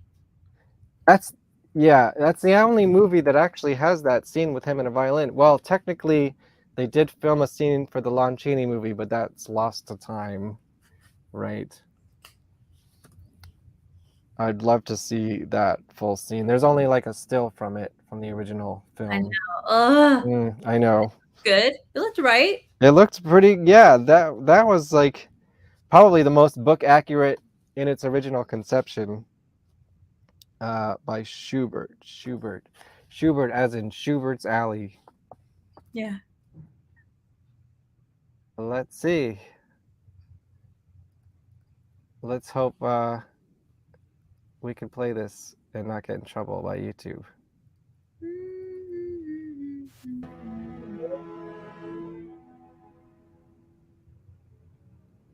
This is the unfinished cantata Lazarus by Franz Schubert.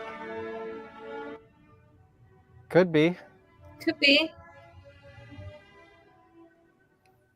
If so, the Phantom was going for it in the cemetery. He was like, Oh yeah. It is a nice little tune.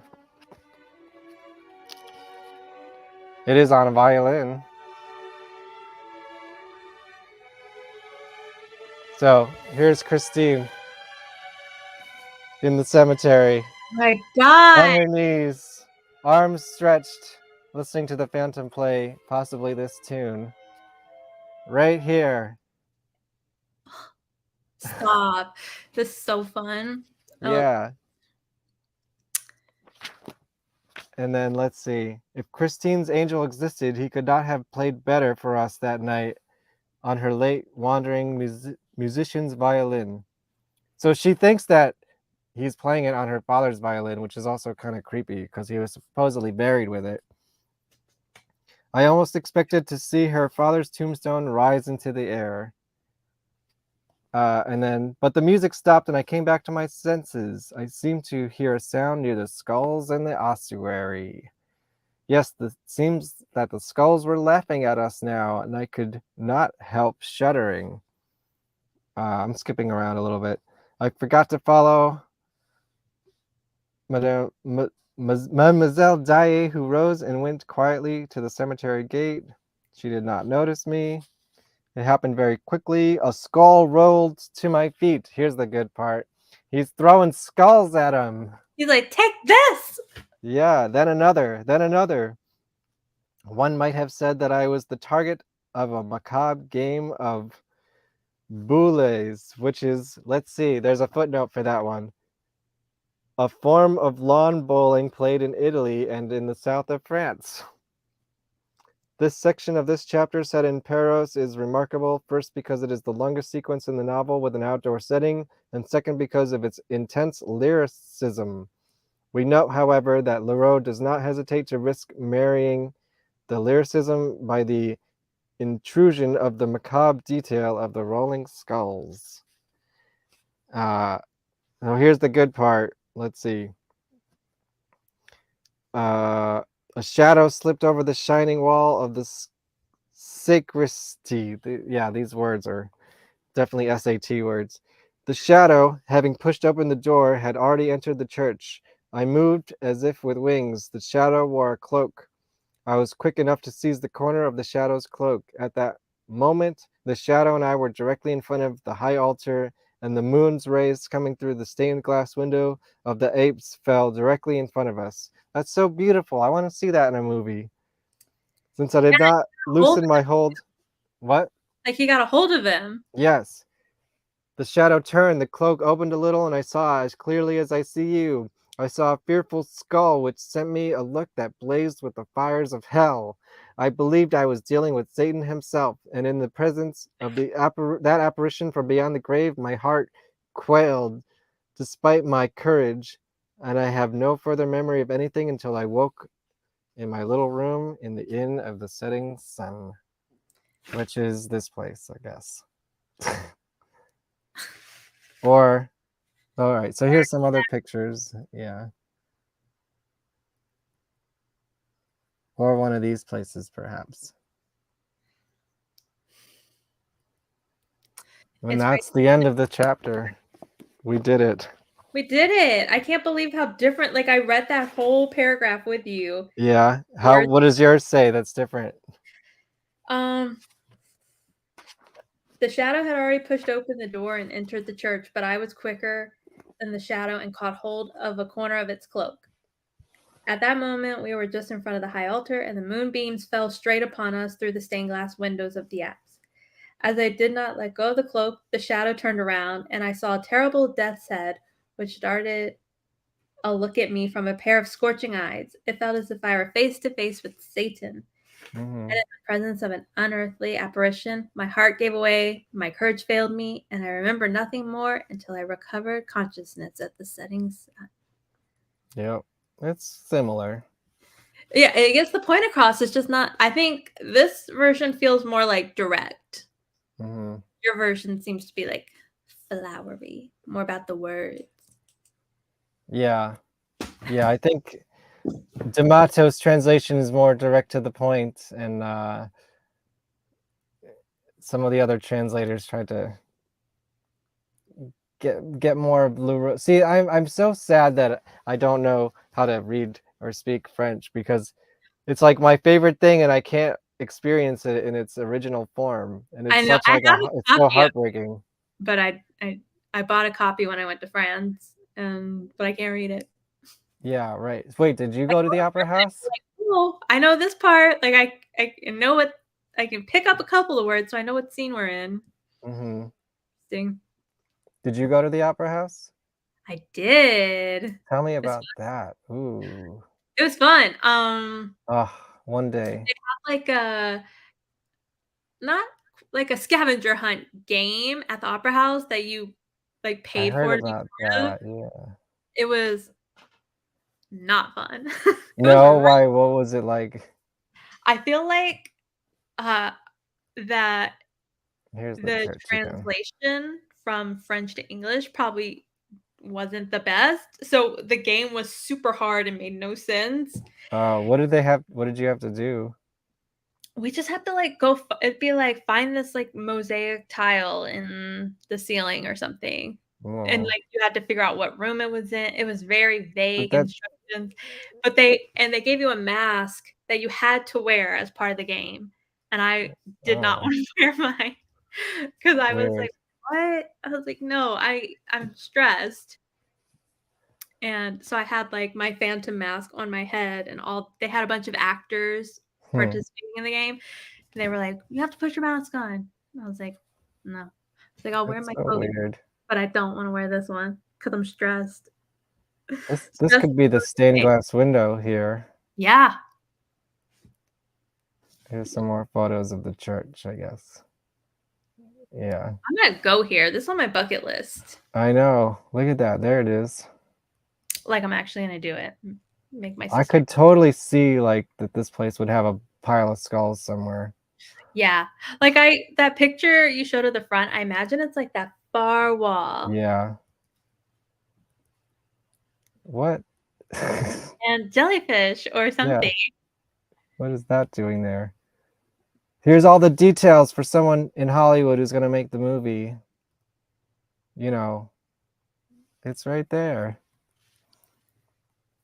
Yeah, we need a new movie. It's time. You know And what I was saying, like when oh my God, in 2004, right when the musical movie came out, was it 2004? Mhm. Yeah, I was like, I have to like this because it's the thing, but it's gonna have to be like 20 years until someone remakes it. I And know. guess what? It's next 20 year will be years? 20 years, so it's like Fine. about time, even if it's a musical movie or not, like we're ready for a new Phantom. This generation needs a new Phantom. It's closed on Broadway. We need a new Phantom. Yeah, we have to find something to fill that little mask-shaped hole in our hearts. Ryan Johnson has expressed interest. Just give it to him. He'll do it. He'll do it fine. He made a Star Wars movie. He's more than capable. Who would you want to play the Phantom? Oh, in a musical or in like a book? Like a book adaptation. Do you have an answer for this? Well, I have a new answer Okay. that I discovered because I had like an answer for a long time, and then I have a new answer that's maybe super obvious, but I just think it would work. Tell me. Daniel Day-Lewis. Daniel Day-Lewis. What is he most famous for? He was in Lincoln. Oh yeah, I never saw that. Yeah, me neither. But did you know in Lincoln, his Right. wife? Didn't he retire? Yeah, And his last movie was The Phantom Thread, yeah. right? And you know So it's close. that preview for it came up on Netflix the other day, and I was watching it, and I was like, wait, he would be a killer Eric. I Just the way he mean, looked in the scene, I was like, would he be singing? I mean, obviously he's gonna have to have a voice, but would we be just overdubbing that, you think? unless Because he. it would Well, have to be someone who could sing well as well, if that's the case. well, Daniel Day-Lewis one is like a method actor who gets really into everything, so he would probably try to bring it, and then if he He's couldn't, he'll just dub it. he's 66 years old though. He's a little too old now. Okay, Sorry. movie magic, a little bit of makeup. I know. With the makeup, you can make him look anyway. Yeah. I don't really have an answer for that. I kind of want an unknown in there because I kind of don't want to see him as a celebrity first, because we saw what happened with Gerard Butler when we do that, and it's like, make me pretty because I'm a celebrity. We can't have that. We need a really scary, ugly Phantom. Like, enough of this like romanticized, sexy phantoms. I'm sorry, but he's supposed to be a fucking See, skeleton. what I want, it's like I want him to be that totally scary, awful face, but like he knows he looks like that, so he overcompensates with Of everything course. else to be sexy. That's exactly what it is. Because if you read the chapter where she goes through the mirror and she talks about going down to the lair, like, she is not, it's not like the play at all where she's all like in a dream world and everything's fantastic. It is scary. Yeah. It's smelly. She is not having a good time. I think he drugs her, right? Perhaps. Puts her on a horse. It's implied that he basically chloroforms her, right? Yeah, because he holds a rag up to her face. Right. That is not sexy. No. So I want to see a scary ass Phantom. But yes, of course, when he's not seen, when he's only heard, he needs to be encompassing those sexy qualities. Like when he's the siren in the lake, we can believe that. But he's also got to be scary and really ugly. Yeah, like he needs to have like a very intimidating gait to him. That makes him scary. Like he needs to be really big, I think. Like not like he needs to be tall. Oh, what's that guy? He plays Billy Butcherson in Hocus Pocus. Well, let's look it He up. was the creature in The Shape of Water. Like this Oh, is a great person to play the Phantom. Doug Jones. Like he plays all the like big monster makeup. Yeah. Could be. So we need someone like that. Yeah. Or how about who's the, like, what's his name? Ray Park, maybe. What are they from? He played that red-faced character from Star Wars, the bad guy with the two. He's very his, what am I trying to say here? His actions speak louder than his words. Oh yeah, okay. Darth Maul. Yeah. It is Ray Park. Someone like him, because you need someone who can, like Lon Chaney embodied that Phantom because of his actions. His physicality and His everything. physicality, exactly. We need someone who's very physical because you could always overdub the voice, I suppose, for his singing parts. That's what they Do you did have for a Driver in Family. exactly? I know, and it's funny because actually can sing, although not like an opera Not like singer. that. That It's would be another. that for Yeah, go her, ahead. but they would let everybody like they wouldn't do that for anyone else. And they're like, I know. Yeah. And I would like to see a movie where the Christine is not a literal teenager. The more that I grow up with this movie, the more that bothers me. I know my sister and I watched it the other night, and He's a grown ass man and she is I was like, like it's not 15. like, and it's not even the story that's the weird part. It's the fact that they hired somebody that Right. is It's not very young to play this yeah. And like no disrespect to her, she did a wonderful job. I like her as an actress in other things as well. Like I loved Shameless. Yeah, I don't know if you watched it, but she's I've seen great, some. wonderful actress, way too young for the role. Yeah, like, There cannot be a as chemistry she between like could a 40-year-old guy and like a 15-year-old girl. mm. Yeah, I think she just 2040, okay, I can almost see yeah. that, but like she's literally a child. Yeah, because you watch her and you're like, the reason maybe the emotion isn't really coming through with some things is because she has no life experiences yet. She doesn't know how to emote those things. Yeah, I'd like them to correct that problem and make him ugly. Man, I was obviously everyone is talking about his makeup in the movie, but it's just like you'd expect on the big screen, you would make it even more. I know, it's interesting because my sister and I were talking about that. It's like the whole point of his character is this deformity. Why, Right. if you're making a movie, like the special effects makeup artists were probably like, "Let's go," and they were probably like, "We got to tone it back a little bit because we want him to still be sexy."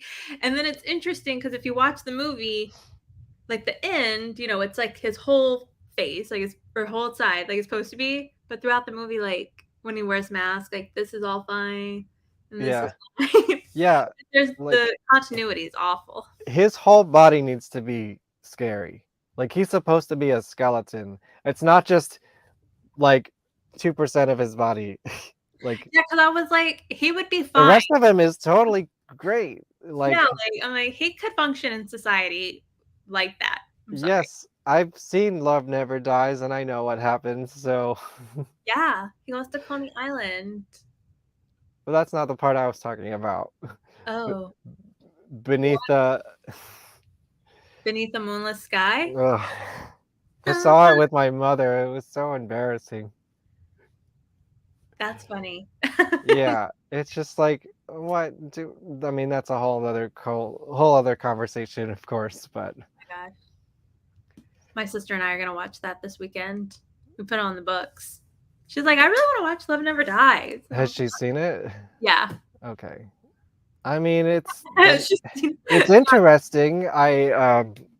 Most of the music is great, but the story is just like, what? so yeah, I see it like it's a separate entity. When I Yeah, finish, you kind of have to, right? yeah, when I like watch the Broadway show, I'm not like, okay, next, Coney 10 Island. long years.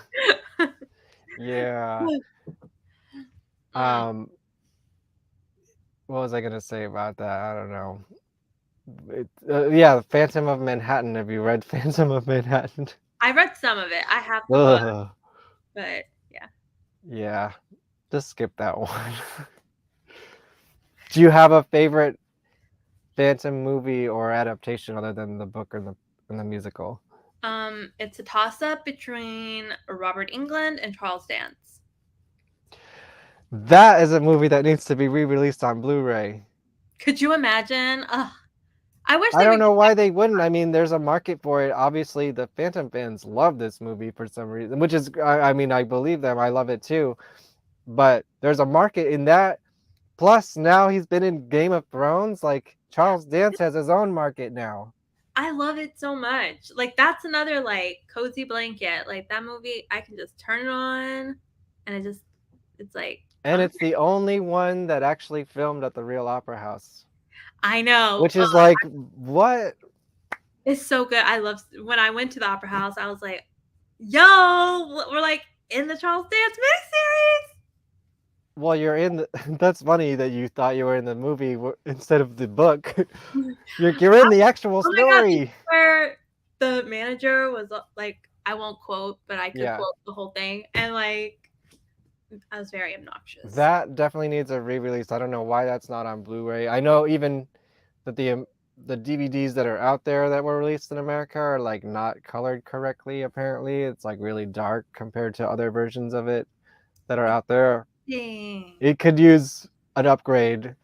And Yeah, a little cleaning up, a little re-release. yeah, I mean, Terry Polo's still alive and acting. Like you could get her to do a commentary. Oh, Have you ever seen? So this is why I'm fascinated with that movie. Partially is because the movie she made either directly before or after that is one of my other favorite movies of all time, called Mystery Date. I haven't seen that. It's a dark comedy that she plays opposite Ethan Hawke. Oh my god. Oh my god, let me play you the trailer. Okay. Although I gotta warn you, and then we'll close this up because it's been 2.5 hours almost, believe it or not. This is one of my favorite movies of all time, and I don't know if you know anything about me. I do another show on this channel about the band Gwar. Do you know anything about Gwar? No. Well, if you like crazy musicians in masks, then you might like Gwar, although much more lewd than generally. I don't know. Some of those fanfics are out there, so who knows? Maybe the fans are welcome to that, but it's they're they're a space alien heavy metal band. That sounds fun. Yeah, there's a whole documentary about them alone. Like they're one of my favorite things in the Gwar. world. You can Like see GWR? this is my Gwar cave over here. The Gwar Cave. How do you spell it? GWAR. GWAR. I mean, they're a heavy metal band. They've been around for 40 years. And I will listen to them. I do a show about them as well.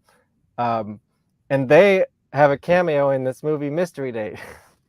So, like, my two favorite things Oh my are god! involved in these two movies that Terry Polo were in, like, back to back.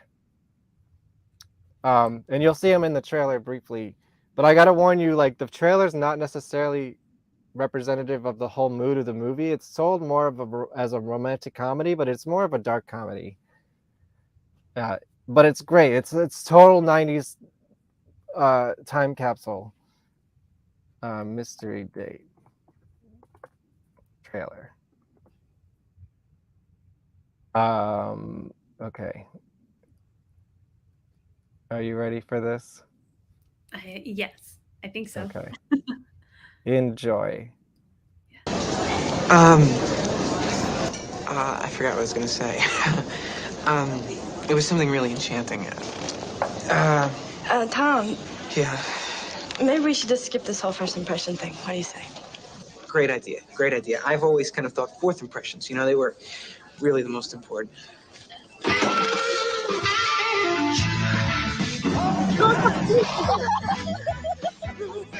There's Guar.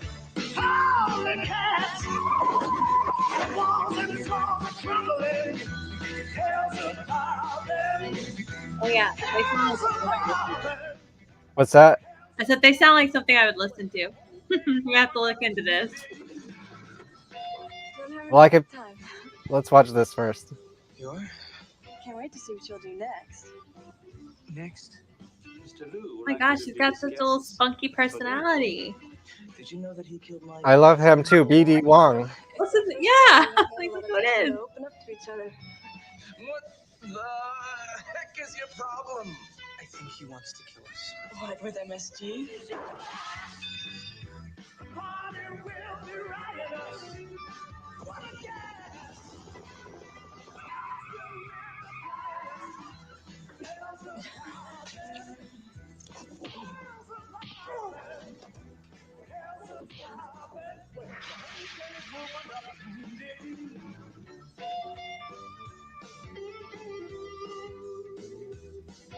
I highly recommend this movie. It's one of my favorites. This is my comfort blanket. Aw. And it's like back to back with Phantom of the Opera. I mean, they were both came out in like 1990, 1991. So I don't know which one she did first. I'd love to talk to her. Terry Polo, come on the show. Oh my We could God. do a dual Guar pod / Found a Phantom. I wonder what she thinks about the movie. Like if she even remembers having done it. I know. I messaged her Instagram account, but I'm sure she doesn't look at those messages, of course, because she's, you know. But she's one of my top of the list to guests to have on this show. Well, yeah, I bet. Here, I'll leave you with this, and then trigger warning for anyone. Guar is not for everybody. Gosh. What's it called? Guar. There's a documentary about them. I forgot what it's called, and I'm the Guar guy. Also on Shudder, along with Robert Englund's Phantom of the Opera. So Is it? this one is actually owned by Shudder. So hold on, let me show you the trailer to this. So, but for anyone else that's viewing, Guar is a little bit more, let's say, adult oriented than most Phantom. Okay.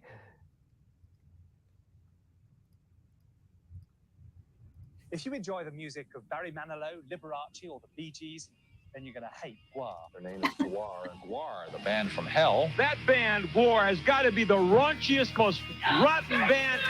They are the worst. Basically, they're barbarian interplanetary warriors who play heavy metal music and shoot various bodily fluids all over the audience. Guar was a big, violent, sexual, theatrical rock show. It's performance art, but it's this performance art that doesn't take itself seriously. They were the scumdogs of the universe, banished to the shittiest planet they could come to. That's the thing? Your act has been described as obscene and disgusting. What do you say to that? Very accurate. What you're not seeing is what's going on behind that stage that's making this whole show work. And it's people frantically working their asses off the whole time. It's an artist collective. Guar is a group of people that are determined to make art together. And they make everything themselves. When something needs to be done, they just pick it up and get it done. Guar has never been famous, but we've had these little nibbles of fame. Alice in Wonderland gets nominated for a Grammy, and we're just all thinking, man, somebody really fucked up. We're going to start making movies and comics, and we're going to be a punk rock Disney. But it's also where it all fell apart to a degree. It was a little bit destructive. I just didn't see the story having a happy ending. Chaos has been what's made this band move forward. You don't do Guar because you want to get famous. You do Guar because you fucking love it. It's like the world needs a Guar. It was a joke, and we just kept going with it. It's like jokes on everyone else now, 30 years later, you know? It's a joke with no punchline. Most amazing, cataclysmic rock and roll event of the century, ladies and gentlemen. This is Guar. Wow. Yeah. That's interesting. I'm putting it on my Spotify to listen to tomorrow. Yay. If you love Guar, check out my show, Guar Pod. I actually just interviewed the lead singer. Oh my God, that's so cool. I'm actually officially licensed by them now to do the show. Oh my God. I know, it's crazy. That's cool. I think we did it. Oh my gosh. It's over now. Yeah, you'll have to come back for another chapter at some point. Or for that movie roundtable. But let me know. We got to get you those movies. That's the problem with everyone I want on the show. I'm like, sent my brother some Blu-rays to watch so he could be part of it, you know? Oh yeah, I'm like, I'll get the Blu-ray. I know I have the Blu-ray. I just gotta find the Blu-ray player. It's somewhere packed away. Oh, so you have a Blu-ray player, you just need to find it. Yo, I'm still in boxes. Okay, that's fair. I thought you like needed to buy a Blu-ray player, and I'm like, oh, uh-oh. No, but those are cheap now. Yeah, that's true. Once upon a time, they were not. Yes. Well, then we got to get you Dance Macabre. I gotta get that. I gotta get my better version of this book out. Yeah, so that's your Amazon shopping list for this week God. or next week. we'll reconvene. Yeah, great. Well, Cool. This I was had fun. a good time. Yeah. Any last memories of Phantom on Broadway? The last show? You were at the last show. You got to This tell us last something show, really interesting about it. I didn't think Andrew Lloyd Webber was going to be there. He didn't walk the red carpet. He came out at the end. He actually came out on like the 35th anniversary where he was just in the audience and didn't get up on stage. Yeah, that was cool. Was it? It wasn't I cool. spotted him walk. Or I was thinking of the reopening when No, at the 35th anniversary show, he was there, but he did not get up on stage. nothing happened. They brought Nothing out happened. cake and they sang happy birthday. Yeah, they had the you know, the confetti and everything, but that's about it. Yeah, what else happened on the closing night? Everyone was there. It was so fun. The intermission was like 30-40 minutes long. They gave out free champagne. They did that once before at the 30th. You walked into the lobby and it was like Sierra Boggess, Sarah Brightman, Andrew Lloyd Webber. Wow. Oh, you know who was at? Celebrity was at the closing night. Lily James. Lily James, who's that? She was Cinderella. She was on Downton Abbey. She was in the Pam Anderson movie. Oh. She played Pamela Anderson. The TV show? Yeah, on Hulu. Yeah, I watched that. Yeah, Yeah, Pam and Tommy. Yeah. Yeah, okay. Interesting. She kind of slunk in and I was like, whoa, celebrity. How do you think she got in there? I was like, girl, she must like Phantom of the Opera. This is so exciting because she was just like there. Nice. Well, she should be on Found. Oh, I did not pick out a Found a Phantom for this episode of Found a Phantom. I didn't do the thesis of the show. The thesis of the show is that I always find phantoms even when I'm not looking for them. So have you found any phantoms when you weren't looking for them, like in pop culture or anything recently?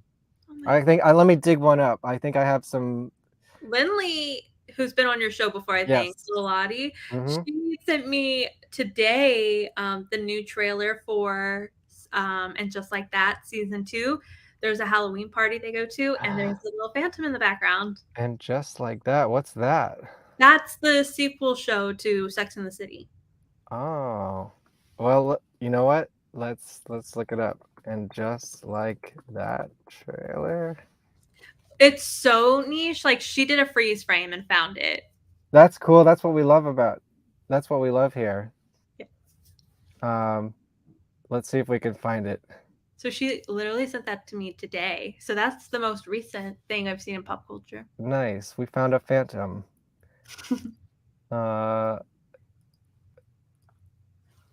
Let's see it. There's like a masquerade type scene somewhere.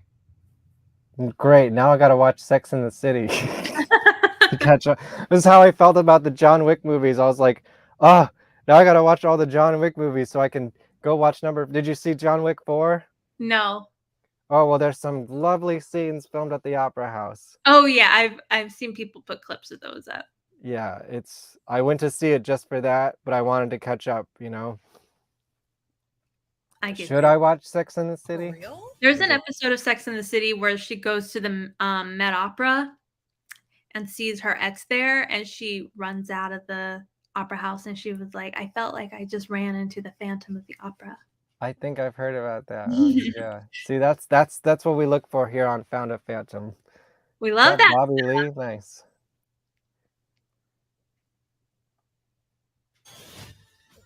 Okay, it's gotta be happening soon. Yeah, because there's only a couple seconds left of the trailer. Okay, right there. Oh, I saw him. Oh boy. Okay.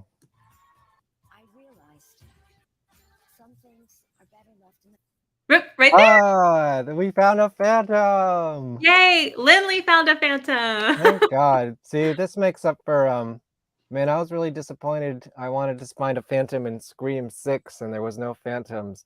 They're in New York City. Oh man. I don't know if you'd seen it or if you like horror movies, but I was like, Scream in New York City? People running around in white masks on Halloween? Yeah, hello. Yeah. Well, that's great. I'm gonna have to watch this show, I guess now. Season 2, jeez, that's a lot to catch up on. No, yeah. I always felt like I should watch Sex and the City just to have the um, like cultural awareness of Yeah. it. People talk about it all the time. Oh, I love Sex and the City. I did see Sarah Jessica Parker on Broadway once. That's cool. With her husband Matthew Broderick Oh, did you see in that recent show they did? No, this was like in the 90s. This was a long time ago. It was How to Succeed in Business Without Really Trying. That's And I cool. don't remember much about it except that I think we got their autographs at the end. They didn't come out, but they took our programs and brought it in and then brought them back out signed. So that Weird. yeah. I did see her on Broadway once. So that's sort of like finding a phantom. When I was in New York like a few months ago, I stumbled across them filming the show on the streets. And I was like, wow, how New York is this? Wow. Where? It was near the library. Like just in some little street around the library. It was cool. Nice. Well, maybe are you gonna watch it? Are you a fan of these shows? Oh yeah, like Okay. and Just Like That is not great, but it's fun to like hang out with the characters again. I'll have to I think I just canceled my HBO subscription recently. I'll have to get it back at some point. Yeah. I was about to say Ted Lasso, but that's on Apple TV. So Is there a phantom in Ted Lasso? no, it's just a good show. Okay. Yeah, I heard a lot of good things about it.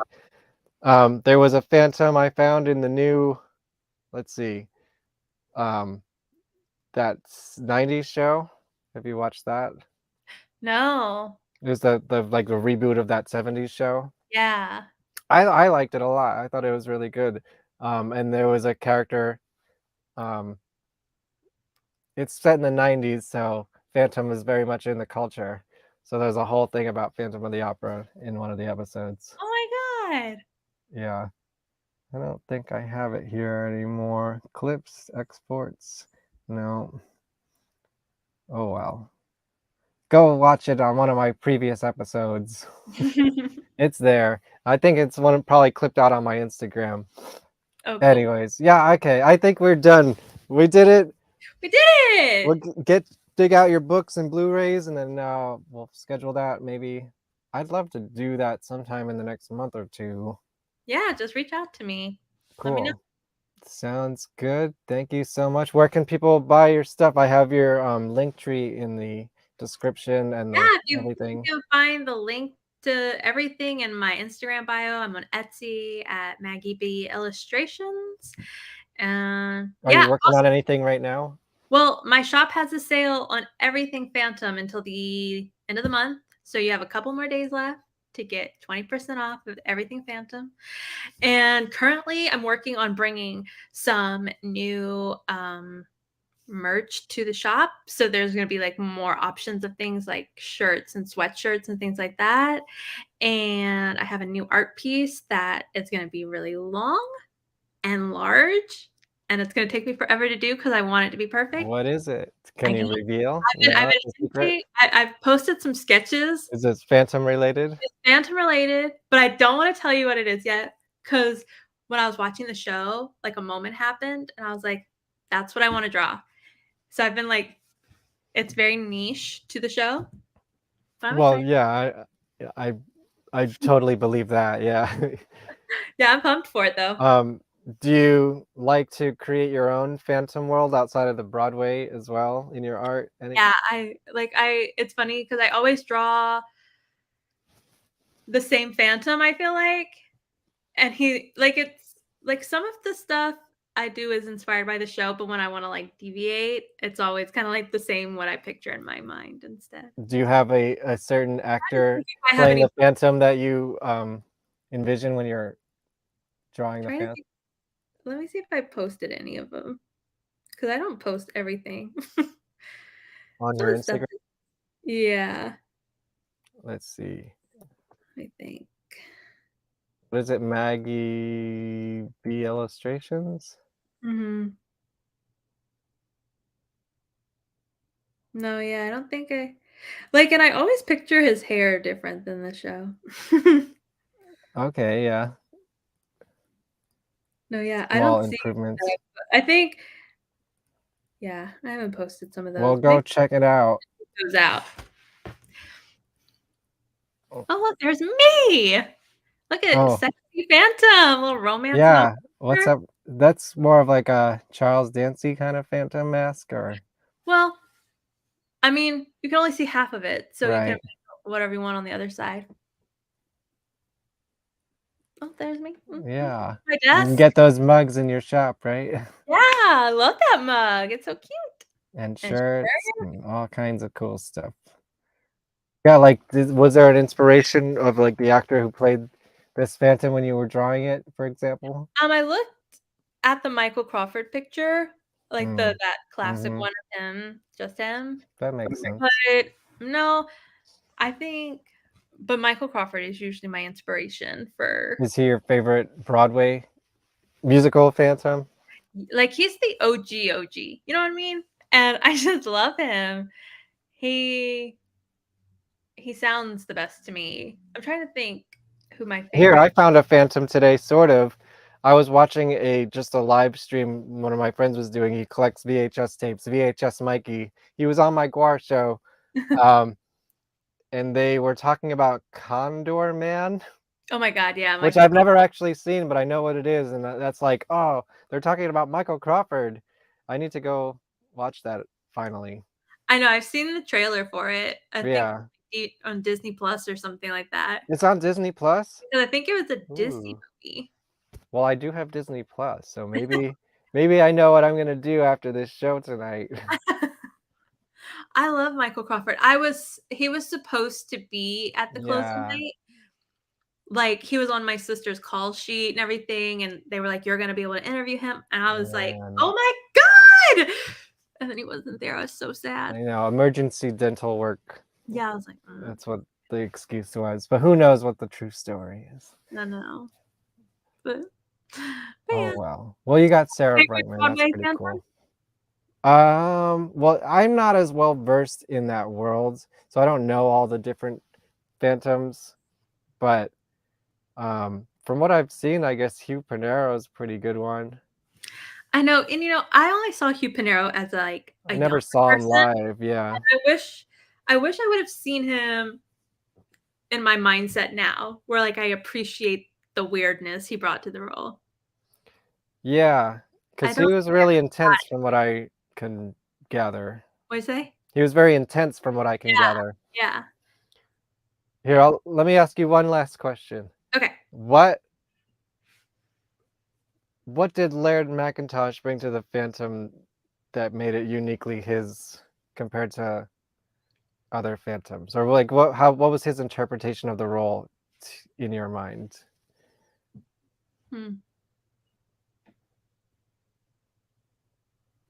I think he has like a more elegant Phantom.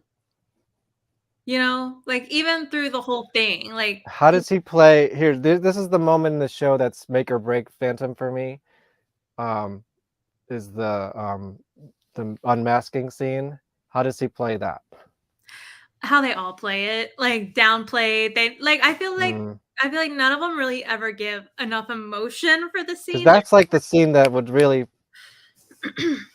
Yeah, because I feel like I always want the person to go nuts, Right. and they never do. Mm. I think the closest, like this past when I saw it, Ted Keegan was like really good at the scene. Um, I mean, but it was Ramin, of course, like, is great.